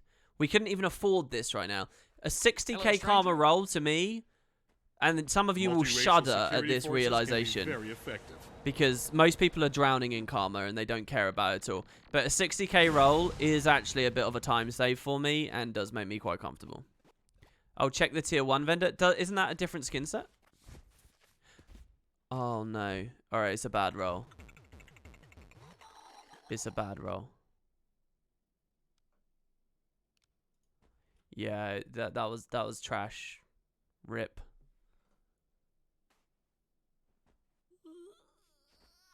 What an adventure we just went on. What a roller coaster. What a roller coaster. And at the end, we're left with nothing. Alright, well this is valuable because, you know, there's a major sigil of force there, which... No, I'm just... It's over. It's over. Alright, we've picked it up. Landmine eliminated, I guess. Well, what the shit else? Help me out here, people. What else is... I swear, look, what are these random little things? I swear to God, like, look at this. Gem store, gem store. Oh. Well, no, this is tier 3. I do know what these are. These are tier 3 Norn weapons. There's just a couple of them. These harpoons, but they're like hundreds of thousands of karma. You can't get them at a lower tier. They are only T3. And so it's value to me. All right, I promise. I do know this one. Unless there's a way to bypass these from World vs. World, maybe. If you're a master, you double check the wiki. Yeah, there's the wardrobe analyzer. Well, efficiency tends to be pretty good. This, you cannot buy in Ebonhawk. I'm actually going to verify that. Because I think it'll be interesting for you guys to see. Okay, Ebonhawk has the vendor for, like, Ebonhawk weapons. And it even comes in tiers. It's like they treat it like a cultural thing. It's a lot like that Lion's Arch vendor we just were at a second ago. Oh, check it out, the sky scale. However, when you mouse through these, you cannot... Look at all the karma that you have to spend on all this. And I did spend the karma. Like, literally, I drained a ton of karma going through this a while back now. People wonder where it all goes, but... Okay, so we just mouse through all of that, and it's all locked. The trident is one of the last tridents I need in the game, and you can't buy it. I'm pretty sure it's only unlockers that you get the trident. I'm really nervous saying that now, since I was wrong about the other thing. Or I latched onto the wrong opinion about it. But, like, it's not here. It's not here. So it's a weird one.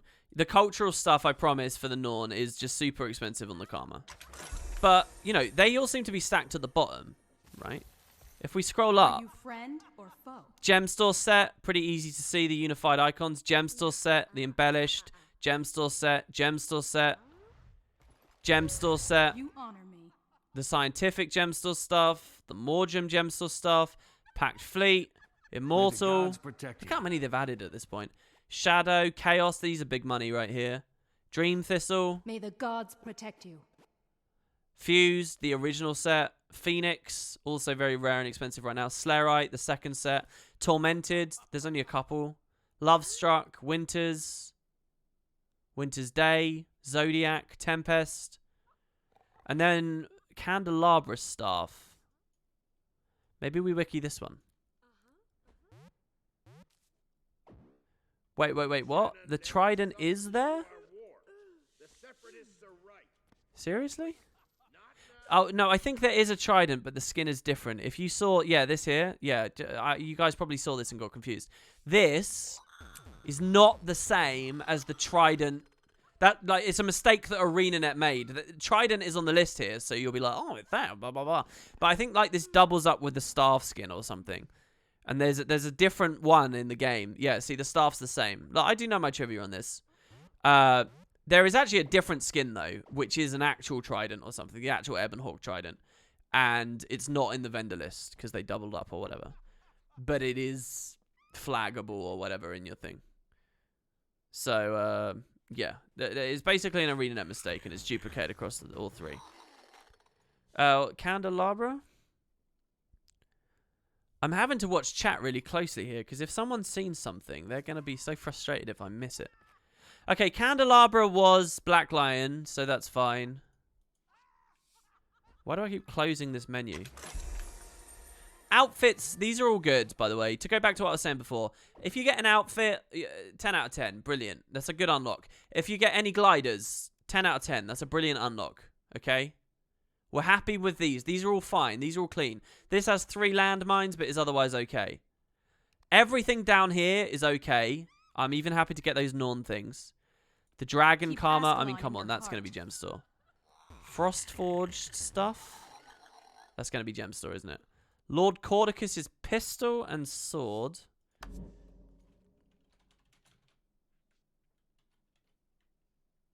Yeah, that's fine. That'll be Gem Store. The Chain Whip Sword, that's Gem Store. Jotun Great Swords? That doesn't sound like Gem Store.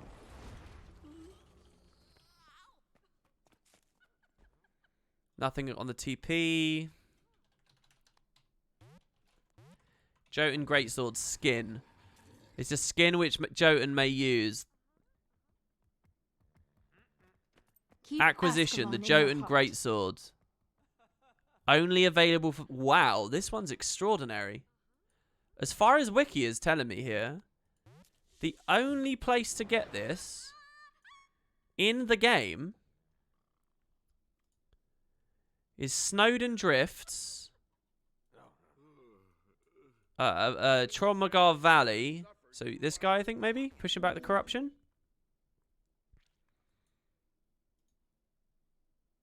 We want to speak to the Lion Guard here, apparently. Apparently this is the only place you can buy this. I don't know whether I like stuff like this in the open world. Like inconsistent, weird, strange, special stuff. Or... I don't know whether I like it or I hate it. It's kind of like that. It's like old Final Fantasy design, you know, where there's like ludicrously hidden things that... It feels so inconsistent. But yeah, apparently, guys, apparently you can only get this here. It's a pretty nice skin, too. They would easily fob that into the Mystic Forge these days. And this is vanilla. It's so striking to me, because this is trivia I could have known about for years, you know. That's a cool greatsword. And the fact that it's only pick-upable at this place. I'm sure there's some bundles. There are bundles in the game that give you Jotun greatswords, and they give you like really crappy, slow versions of like 100 blades and stuff. And I'm sure you can somewhat equip it there. But wow.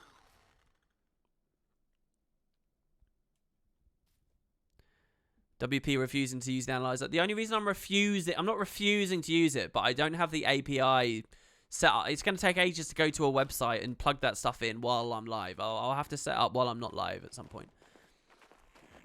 And I don't know how good it is either, and I'm going to have to familiarize myself with the whole website, and you guys aren't going to have any feedback visually on that. Trust me, it's better if I wait. And I do it on my own time. At least when we're doing it here in game, we're getting something of an experience out of it, right? Which I think is interesting to watch. I think there's something in this. All right, so that we just eliminated another mine. Landmine eliminated. And we did that through a painstaking process here.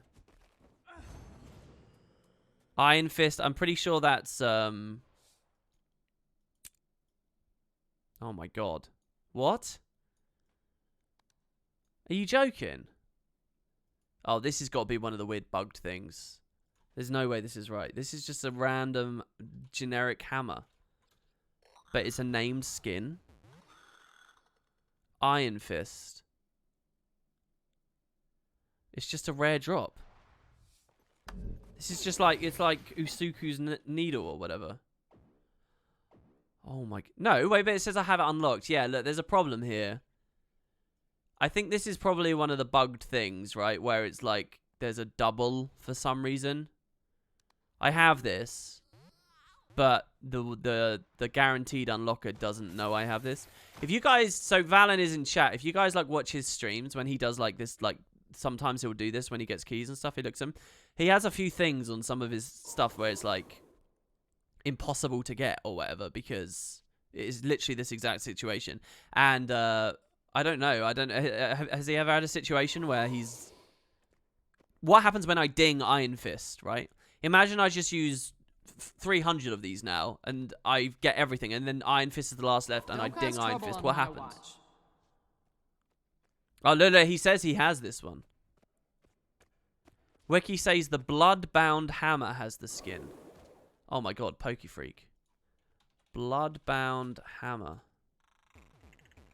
Bloodbound Hammer.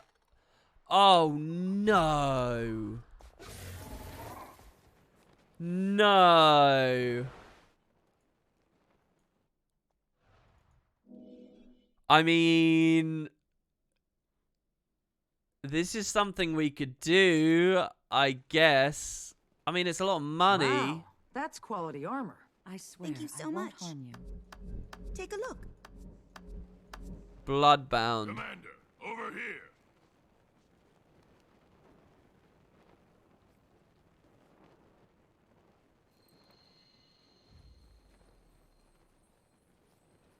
There it is. Commander, over There here. it is. If you want this skin, this is insane. If you want this version of this basic skin in the game that you can start the game with, if you want the special one that no one will ever know is any different whatsoever, if you want the real Iron Fist, it's locked behind 250 provisioner tokens. I mean, the Bloodbound system in general is already ludicrous, by the way. But that just takes the cake. By the way, all of the skins they picked for the Bloodbound stuff are interesting skins from various places. Like, this is the Chalice of the Gods, which is a pretty classic skin to me. This here is the Ebon Blade, right? They're from a weird assortment of places around the world. Clearly, the dev that did this, like, custom picked everything they thought that would look cool on new characters, but nonetheless is kind of a cool thing. So, like, this is a very kind of weird, not by the books done system and setup. And thus, and some of them are actually, like, it would be kind of good in some of them, I think. Like the Ruin Maker or something. Some of these skins are actually alright, I think. I mean, you'd never go 250 of these, though. And this hammer, wow, what a story. Yeah, if I unlock that, I'm happy. That is not a mine. That is a disguised mine. That's a sneaky mine. We don't need to clear that mine. Don't you guys worry about that. Forge Staff. That seems like it might be a mine. 19 gold. Mine cleared. We got that bad boy. Karma for the Wolfborn stuff, that's fine. Wait, hold on. Wolfborn versus... No, these are also Wolfborn. For some reason, some of them filter to the top and the rest are at the bottom. I don't know. Not sure why that is. Vision of the Mists, Morgem Cleaver, Morgem Warblades, Seer's stuff. This was cool. I regret that I didn't get that back when it came out. I like that stuff. Oni Blade. Oh my god, they did the Oni Blade at one point? Oh, the Oni Blade's epic, man. I don't play enough GS characters. There's a lot of cool GSs in the game, though. Dandy Buster. This invokes that same feeling in me I was talking about at the start of the stream. Like, it's just a really cool asset, and people just don't look.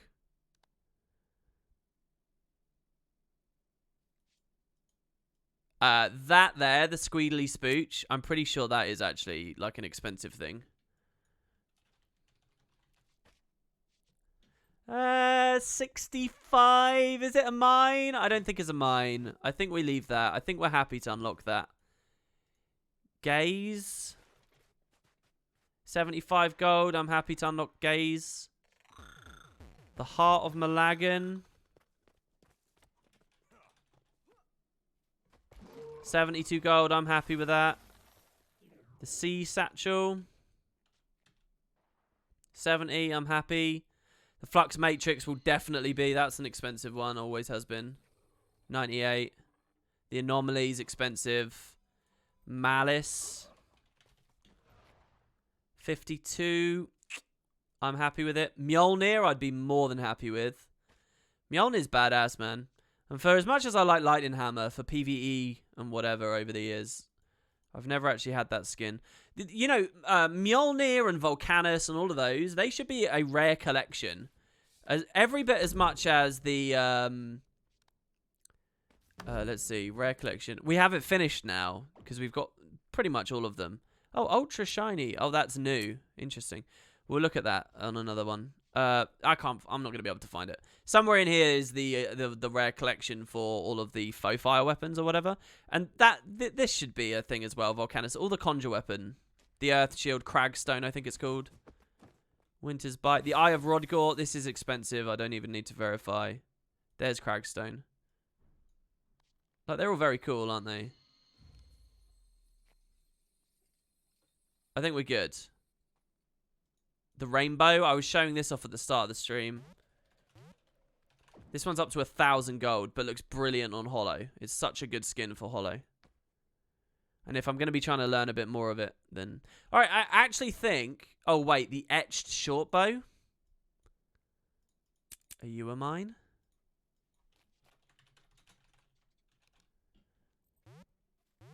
Oh, it is. Or is it? Is this thing bugged? This would have come up on efficiency if I didn't have this. Efficiency would have told me that this is within my price range. Etched Shortbow. Please, don't hurt me. Oh, I guess it's... I think I'm spelling it wrong.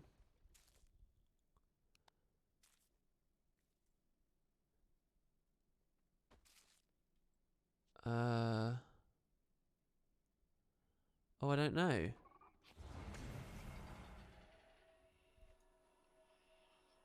It must be attached to a skin somewhere, right? Shaman's Etched Shortbow of Rage. 1 gold 42. Shaman's Etched Short Bow, all one word, of Rage. Etched Branch. How are you guys finding that?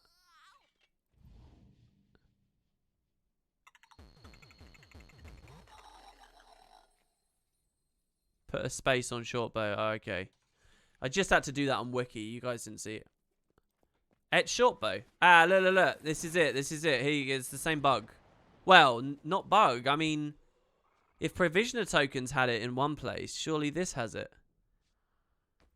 as well. This is the same thing as the Iron Fist, guys. The Etched Shortbow. I have this skin. And yet, I don't have this skin. Because there'll be a duplicate, like, half-implemented one somewhere else. Now this.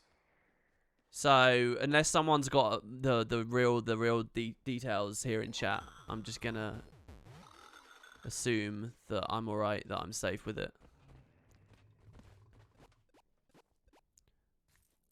The Etched Shortbow stacking. We're really in the minutiae of it. I didn't anticipate looking at this kind of stuff on Master for a long time. We've got so many low-level, low-hanging fruits we can look at, to be honest. But, you know, it was going to come a day that we were going to do something with Black Lion chests, and this conversation's been waiting to happen. So, We've now verified outfits. We're happy with all of them. Gliders, we'd be happy to get all of them. Almost every armor we'd be happy with. Only these 3. So please just don't give me these 3 for the next 10 days or whatever, right? Weapons, pretty much they're all good, right? I mean, it would kind of be lame to get the Wolfborn stuff, but at the same time, I'm alright to get the Wolfborn stuff. I don't mind too much. All the backpacks I'd be happy to get. Not thrilled, but happy to get. I mean, this would be pretty boring, but it's a thing we need, so whatever. All the dyes I'd be happy to get. We do have to unlock, though. Oh, no, maybe we did unlock them. We can sell those. That's fine. Where's my inventory not? Oh, I was clicking the X on the wrong window here. The minis, I'm happy to get all of these. These are fine. In fact, I'm really excited about the minis, to be honest, because we've done so much work on these. And then the other unlocks, these I'm happy as well, too. If not, more excited about. Again, I really want one of these. I want the Chinese one. I think that'll be very funny. Mad King, I have 11,000, but not the permanent one, apparently, but whatever. You know, these are fine. So pretty much, it's looking good. It's looking like the odds are, guys, if we ever trigger one of these, we're going to get something fun. So we ready? Dosty says you can get that short bow from the PvP reward track. Well, I'm not just going to insta-finish a reward track here on stream before triggering that. On the off chance. Do Shiver Peak Mountains reward track for this skin. Okay, thank you, guys. I will do that. But obviously not right now. Look, I'm not going to not click this just because of the chance of that. If we get the Shiver Peak short bow here, I mean, I don't know what to say. Here we go. So 3, 2, 1. Oh, wait. The skin I just bought. Yeah, that's true. All right, then we can get on to playing content. This has all just been menus. How entertaining is this to you guys? Because I get a bit insecure about this. This is all menus. Do you know how many snide comments I'd get if this was a YouTube video, right? Like if I did a YouTube video that had like a Let's Play episode or something that had 40 minutes of just being in menus. It's just so it's unfathomably that bad. All right, here we go. So the Forged Greatsword.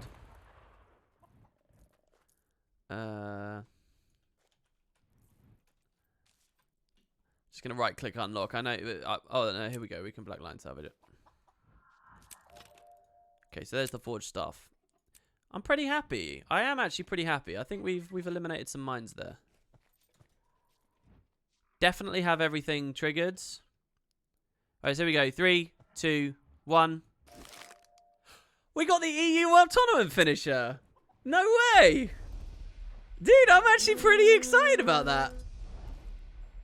Look, I can now fake knowing how to PvP. Sort of. Not that it really even means anything. I'm pretty happy with that. That's a low chance to get that. I'm pretty happy with that. I mean, it wasn't the Chinese one, but I mean, who can complain? It's a nice blue on that as well. That is not bad. Yes, Nocta, it is a thing that shouldn't be there, probably. But hold on, just in case anyone's concerned about this, I'm pretty sure anyone actively PvPing while World was going on got these, right? It wasn't just top-end players, right? I'm pretty sure. I think it was just kind of a thing as that was going on. Or I might be wrong, but yeah. For a while, ages ago, I thought that this was like only the winning teams got these finishers, and then they ended up there.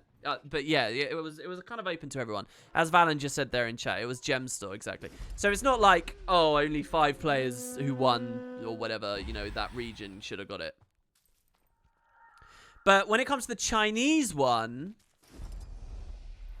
was that available in our Gem Store? Or was it not? I don't know.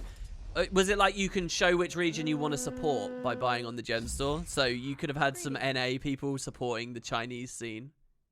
Because the strategy where you're on Forest and you go to fight Svanir and die is some premium content that, you know, obviously you've got to support. I think the Chinese one has the coolest... Oh, no, they all have the kind of the same opening there. Support China. I'm actually quite happy with that. I really am. I can now roleplay as someone who was into PvP during a period of time where I totally wasn't into PvP. And look, the finishers, we get a little bit closer. This is obviously just POF, and we have to do this at some point. and I'm looking forward to it. This is a finisher that you actually get from an in-game reward in the most recent expansion. So for many reasons, I actually think it's brilliant. But we don't have. And the permanent version of the Mad King. I could also spam some bronze Doliacs on people. There are, of course, silver and gold Doliacs and whatever around, but they're hidden.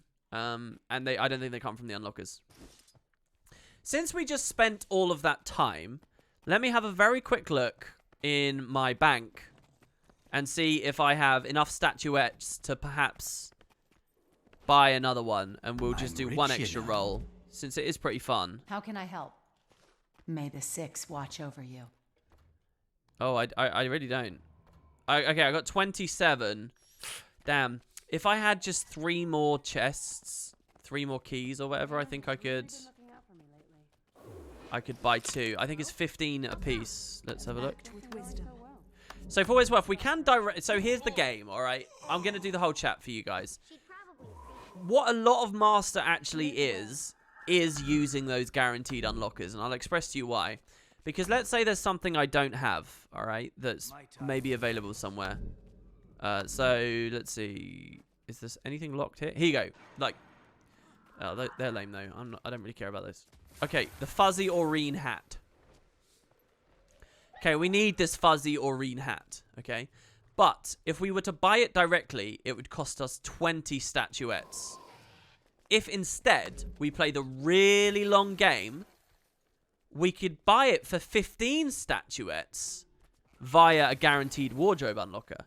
And eventually, we will get it as long as we're fast enough acquiring unlocks, right?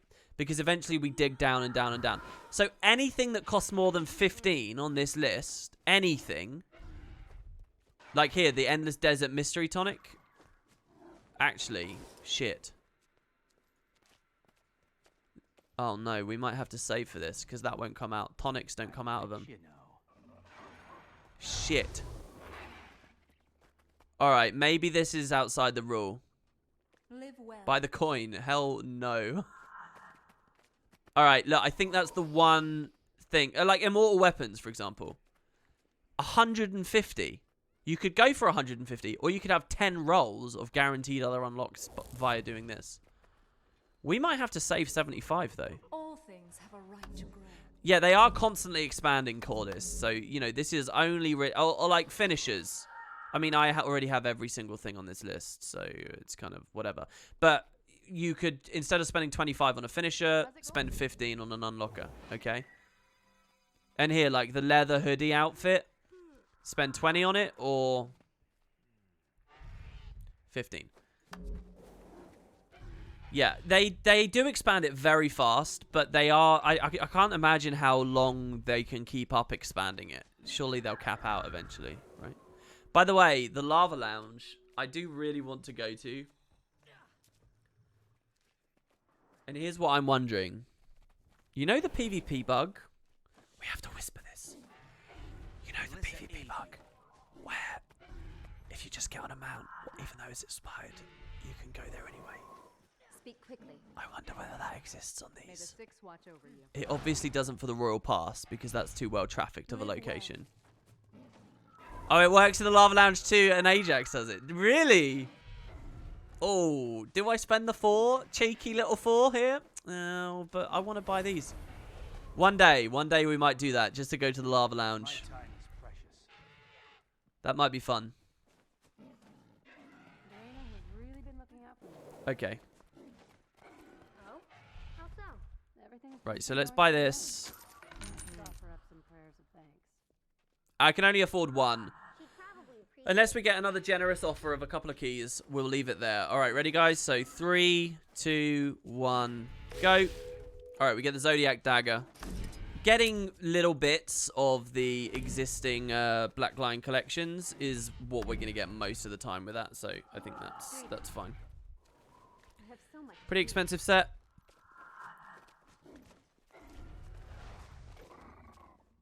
Currently rolling for 200 gold on the TP. Oh, I didn't see you there. I do like Zodiac's another sort of Guild Wars money kind of thing. And again, we've just ended one of these. Well, not ended, but we've just come through one of these streams. Another many gold down the drain, basically. Ooh, redemption die. 12 gold, silver. Lots of money, money, money, money. Zodiac is one of the best sets. Don't at me. It is a good set. I do like that set, but only because I'm a big fan of Ergo's Warren in the Deep, and you used to get them there, and they were rare. And get like a Q8 Zodiac rare was very good, and also it existed before the inscription system with Nightfall, so they were a little bit trickier to find with decent mods already baked onto them, and a little bit harder to sort of tweak, so the economy of them went up a bit. What is it? Alright, yeah, these dies were trash. What were we doing before all of this happened? Because this was not my plan for the stream today. Act with wisdom. We got to figure out a karma grind. All things have a right to grow. By the way, I think I already did my race on Merlin today, so I've already flown and I've done the thing on Merlin. We've done the beetle races. What is it? I mean, we could charge a quartz. Let's just do that while I try and find my feet again and remember what I was doing. Ah, yeah, I remember. I do have another Mystic Forge recipe to do based on a mail from people. You're going to see a ton of stuff in this home instance, but I'm not going to gather any of it because this character's tools don't have, like, the speed on them and stuff, and it's just going to take... Or AoE gather and all those things. I'll do that on another character. I'm just going to do this because this has become sort of a prominent thing now. So we'll charge this. Dragonfall with Karmic Retribution is alright. Oh yeah, daily materials for the Revenant weapons. That's true. We could get the rest of the Revenant weapons. But hold on, let's do this other Mystic Forge thing. So, by the way, there is a mini cat in the game. I know, what a fucking shocker. Another cat, right? But there's a mini cat in the game. I think it's hidden in the wardrobe. So technically doesn't have to be a part of Master, possibly. So you don't actually see it here.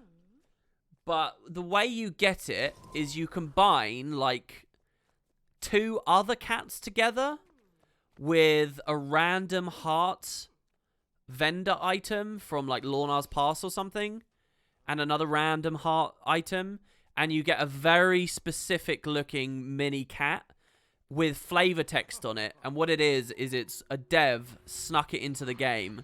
Their cat died IRL. So they added it to Tyria so that they could rep it and run around with the cat forevermore. And players who found the recipe can also get the cat. But it's like this really obscure thing. And we'll get that at some point. But I think it's like you got to combine... It's like you combine together like the orange kitten and the other kitten or something. Oh, it's a bunny. That's it. Yeah, there you go. It's not a cat. It's a bunny. Look, it's all the same to me. Yeah, Ramona the bunny. Yeah, maybe, let's see. Is it on here? Yeah, see, it's hidden. I don't have Ramona the bunny, but it does exist, and it's just hidden on the UI.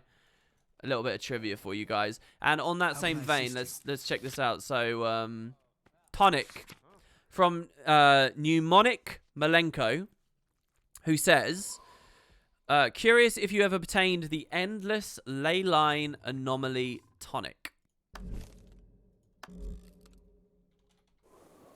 Oh. The answer is no. And I already knew it was no. I just wanted to sort of show that. All dramatic, right? Completing the Fragmented Anomaly achievement. This is the one that was bugged ages ago. Nicknamed Alexander's achievement. Remember, we did a stream on this. Unlocks the option for the Endless Anomaly Fragment Tonic at the Laurel Vendor. Then you can craft the Anomaly Tonic in the Forge for 25 of the fragments, 25 Ecto, 25 Wine, 25 Mystic Crystals. Have a good day. So, yeah, this is a thing. What this is basically explaining is, in general, and then current events, whatever it was called. Wait, is it? Or was it its own section now? It became its own section, didn't it? Side stories. Conservation of magic. No, not conservation. Anomalous occurrences. This achievement here, Fragmented Anomaly, To disperse an anomaly without it reabsorbing any fragments. This was like the super hidden thing that no one in the game had, but it was just because it was bugged. They fixed it. Do you remember? We did a stream on this. It was a long time ago. And we get this fragment. Now, I've deleted that since, or consumed it, whatever. But apparently, 25 of the reward from this. But the only way you can buy more of this reward is the Laurel vendor. So this is some pretty obscure stuff here. So let's do this. And we'll see what it entails.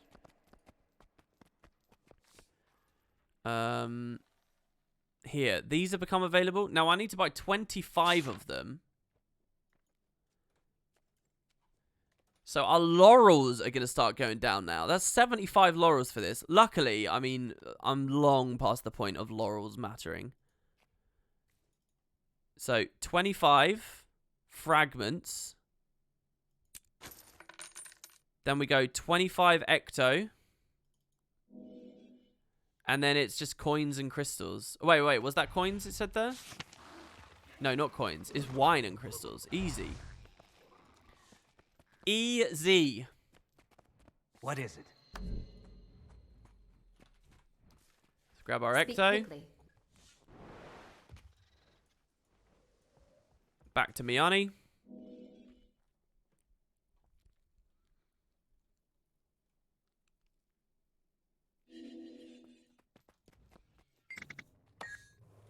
And so wait, how did he say it was 25 of everything basically? Yeah, okay. So 1 2 3 4 5 times 5 is 25. And then wine. I hope you're here to help. I'm putting a lot of trust in this mail here, by the way. Imagine if this was just all bullshit. And the answer is actually that you get it from something else. But I've been getting a lot of really handy mails like this lately. Here you go, look. Ecto, crystals and wine. And there it is, the Endless Leyline Anomaly Tonic. Amazing. There's a lot of weird stuff out there that I just didn't know. You know, I try and follow this stuff quite closely. But turns out I'm just a pleb. There you go, look at that, beautiful. We're quite tall as well. So look, we can kind of be a human now, even when we're not a human. If this was a combat tonic, it'd be pretty hype. Why? Because it would just be so visually noisy and horrendous. I'd love to take this into the little brawling area. Be almost as cheesy as using that. Here's the cheesiest thing, guys, alright? I'm going to show you the cheesiest thing you can do in Guild Wars 2. Are you ready? Alright? What you do is you play a holo. Now, this build is pretty high IQ straight away. Let me just be clear. If I think high skill builds, I think holo. Okay? Right, like, it takes a lot of practice to even be mediocre on a holo.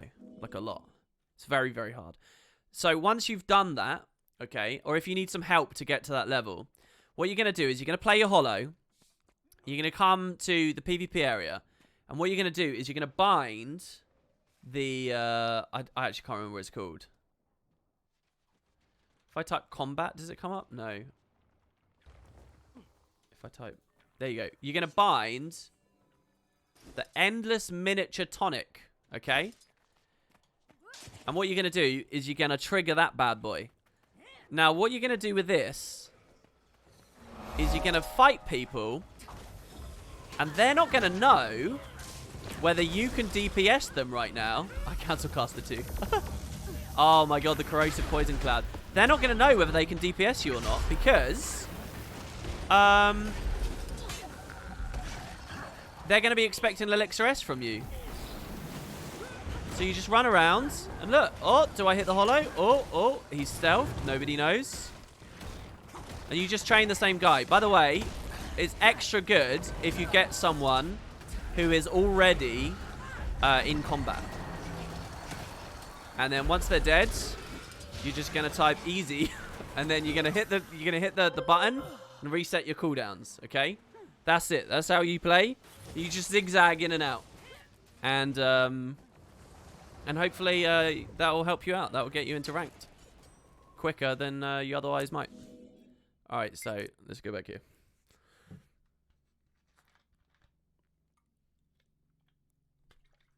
Yeah, and you can't put on standard models. You cannot put on standard models. So they just have to struggle. By the way, you could probably do a little bit better than that. I know I'm messing about, right? I'm going to be serious now. You could probably do a little bit better. When you get them downstate, run away from the body instead of like hitting the button and leaving. If it's a situation where it was just like a couple of you in there, run away and bleed them in that little arena. People really like being bled in that arena. And then when they finally respawn, that's when you hit the button and you go reset your cooldowns. The second they jump you, like the first animation they trigger towards you, you just insta-kill yourself and respawn. Just do that for until they queue pop or they leave, right? Just keep tunnel visioning them every time they're distracted in a different 1v1. How many legendaries do I have? Probably like 8 or 9, I don't know. I've got a lot to get for the series. This is a mess. Okay, anyway, thank you very much, Mnemonic. In all seriousness, that's brilliant, and that's a nice little thing. Okay, so then we can look at the Rev weapons. The Mist Reaver and the Mist Cleaver. And we can finish these off, as long as I've got the finances for it, which I think I do.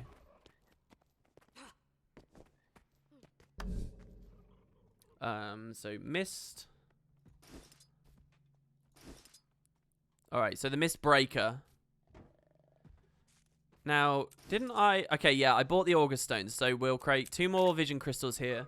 This is pretty easy. We're swimming in these mats. It's not a problem. In fact, I've capped again on Bloodstone Dust from something. I don't know what content it is that I'm doing that keeps doing that. But my main issue usually is Dragonite. But so I got that. We need 2 more anthologies. And we're going to straight up buy these as well. We're losing a lot of money here. We are losing a lot of money. We're going to need at least 2 of these. So we'll craft these up. We have enough Mistonium for quite a few, so that's good. In fact, let's just craft all. Because the other weapon will probably ask for this many. And we'll do our daily craft of Mithrilium. Again, I do recommend you guys get Taco if you're doing anything remotely like what I am here. Because it reminds you, like, of all this stuff to make at Lion's Arch. It's fucking crazy. So yeah, we've got 6 of that. That should cover us. Even if we have to double up for one of these, like if the Haft requires metal as well. But I don't think it will. So a Hammerhead.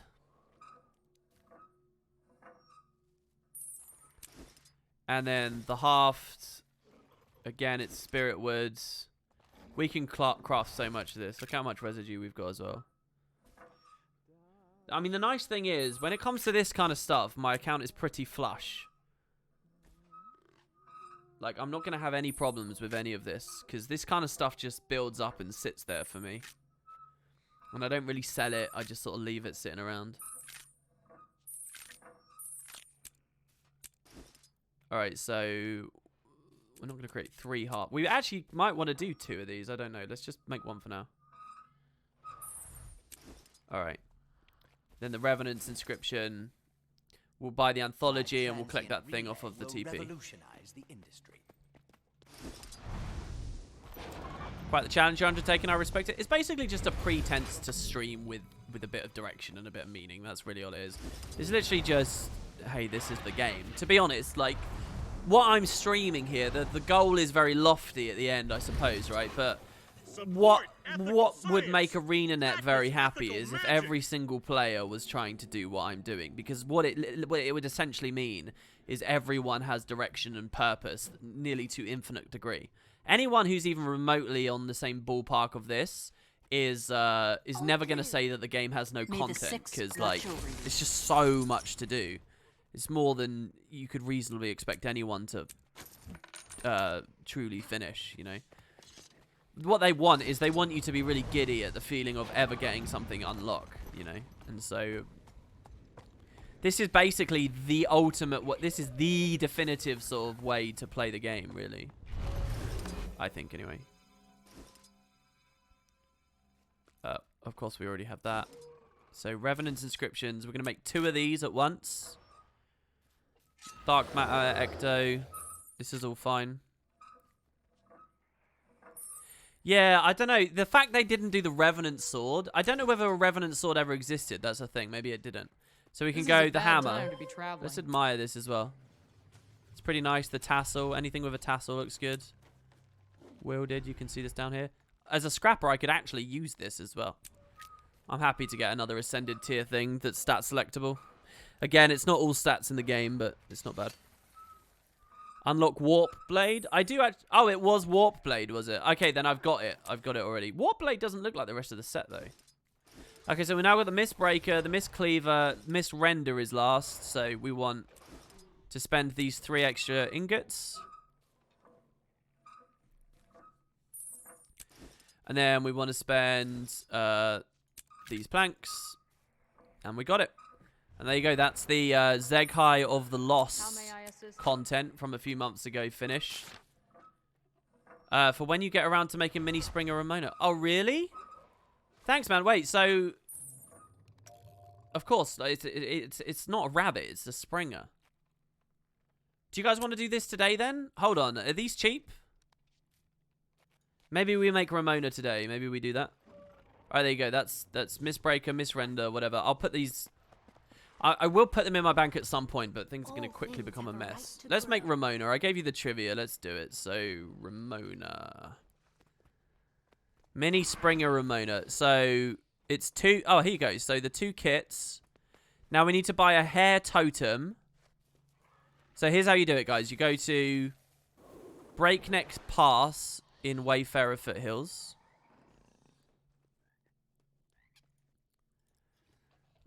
Which obviously has the rabbit thing here, so I guess that's the idea. We're going to go to that heart, and they sell a happy little cute love heart hair totem thing. We're going to pick that up. And I like this, you know, as pointless of a thing this is that the dev added. Look, may as well use any excuse to actually get on the sky scale here. We don't have the skin assigned that I got given yesterday, obviously, because this is a different character, but I still do very much appreciate it. As pointless as the idea is or whatever, I think the implementation is kind of nice. I like that I have a reason to come here, you know. So we buy the hair totem. Typical. And then we also buy a heart-shaped cookie from Lorna's Gate in Snowden Drift. So Lorna's Gate would be here, so it's probably over here. And I guess these heart-shaped cookies... So the heart-shaped cookie is interesting. Because the story of this is that, yeah, the dev's rabbit died and they wanted to put it in-game or whatever. And that's nice, I suppose, for them. Right, but they have like a little story that the rabbit that they had used to like eating heart-shaped cookies. And so there are heart-shaped cookies in Guild Wars 2, and have always been. So I wonder if this is a really long-term dev that added this heart-shaped cookie to Guild Wars 2 back in like 2010. Added it to this vendor list because of their happy little rabbit. And now the rabbit's dead. R.I.P. In peace. And so, you know, they're like, well, I'll use that old item I added. In which case, that's kind of cool, actually.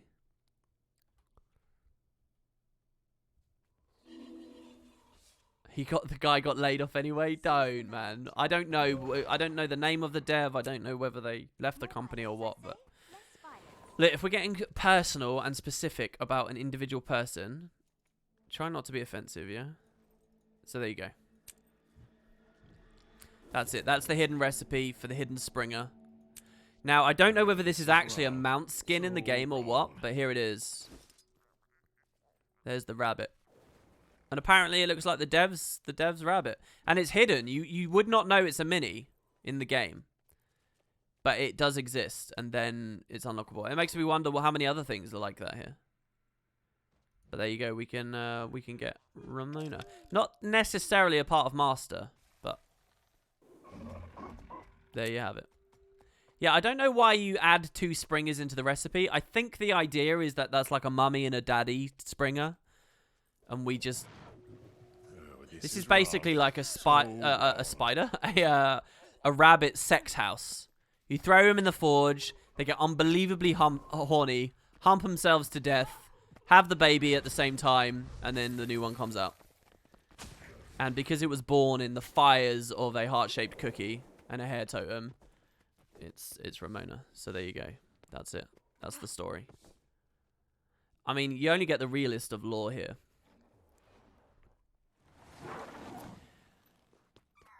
I think that's it. I think that's everything that I was planning to do today, and then some. So thank you very much to everybody who gave keys. That was very cool of you all. I very much appreciate it. We got a lot of nice skins here. The only other thing that I can maybe think of is finishing this finally and getting the... Oh, I already have the leggings, but I mean, we'll look at these achievements at a later date, I think.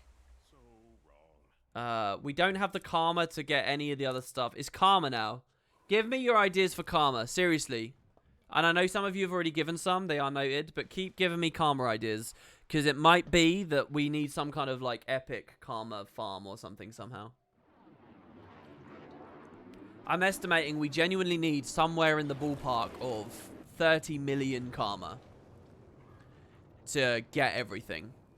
Oh, by the way, I know that some of you are cynical on the karma front as well because of Siren's Landing, where there's, like, 6 back pieces, each of them costing like 500,000 karma or something nutty. Maybe it's like 200k karma.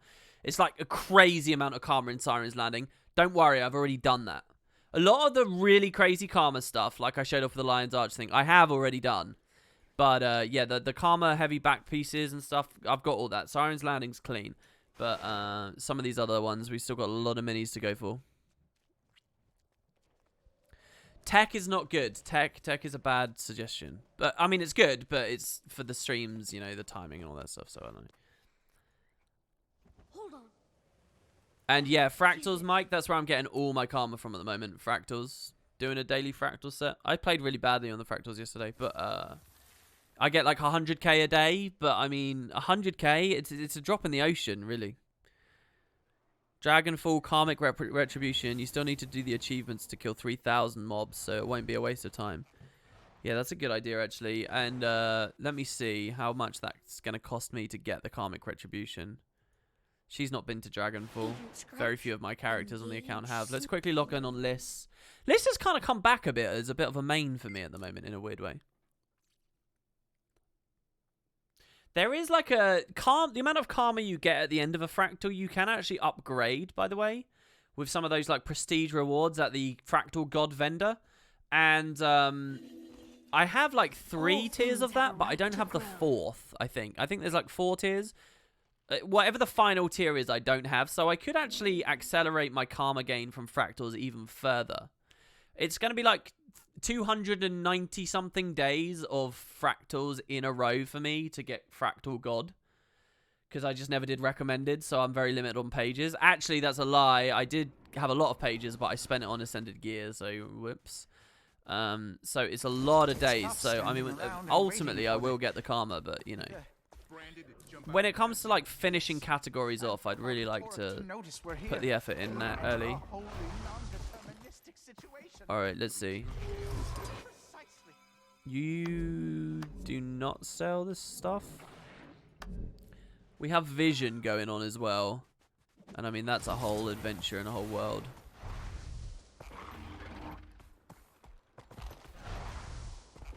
Are you the regular vendor? They're like tripled up, right? Yeah, here we go. This looks pretty basic. Oh, maybe not. I don't know. Well, I'll look for this person later. It's going to be like similar to the other maps, isn't it? So we'll figure out. Alright, that's it. I think I'm all good. Thanks, guys. That's Master. If you want more of this, no worries. VODs will be going up on Woody Potatoes 2. I'll be back same time tomorrow, every morning. We have a Discord if you want to come chat about the game. Join the guild. We do on some of these streams once a week, roughly. We do guild missions to get all these commendations, which we need heaps of. I'm looking for more people to do the PvP mission each week as well. So if people are interested in that, that'll be in a few days. You can get into that through the Discord. Thanks again to the people who gave the keys there and the advice. To be honest, honestly, it's been a really, really cool stream, honestly. Chat's been super, super, super helpful. And let me just quickly run through, because I think I will have missed it. If anybody subbed today. So, May Sophia said, keep up the good work. Got 6 months in a row with a Prime sub. Thanks, man. I really appreciate it. And I'll try to. Pozix, really? Said, did somebody say Black Lion Chess? Dude, it's good to see you. Thanks very much, man. I guess I'm in your time zone now. That was half an hour ago. I think I missed him. He might be gone already. I didn't see him in chat anyway. Yared Oati with a little sub earlier as well. So thank you very much to you. And Ziggy Bits. Oh, and Eliel's 1991. So actually pretty nice. We had a couple of subs here today. So thank you, everybody. I really appreciate that. I'll see you tomorrow.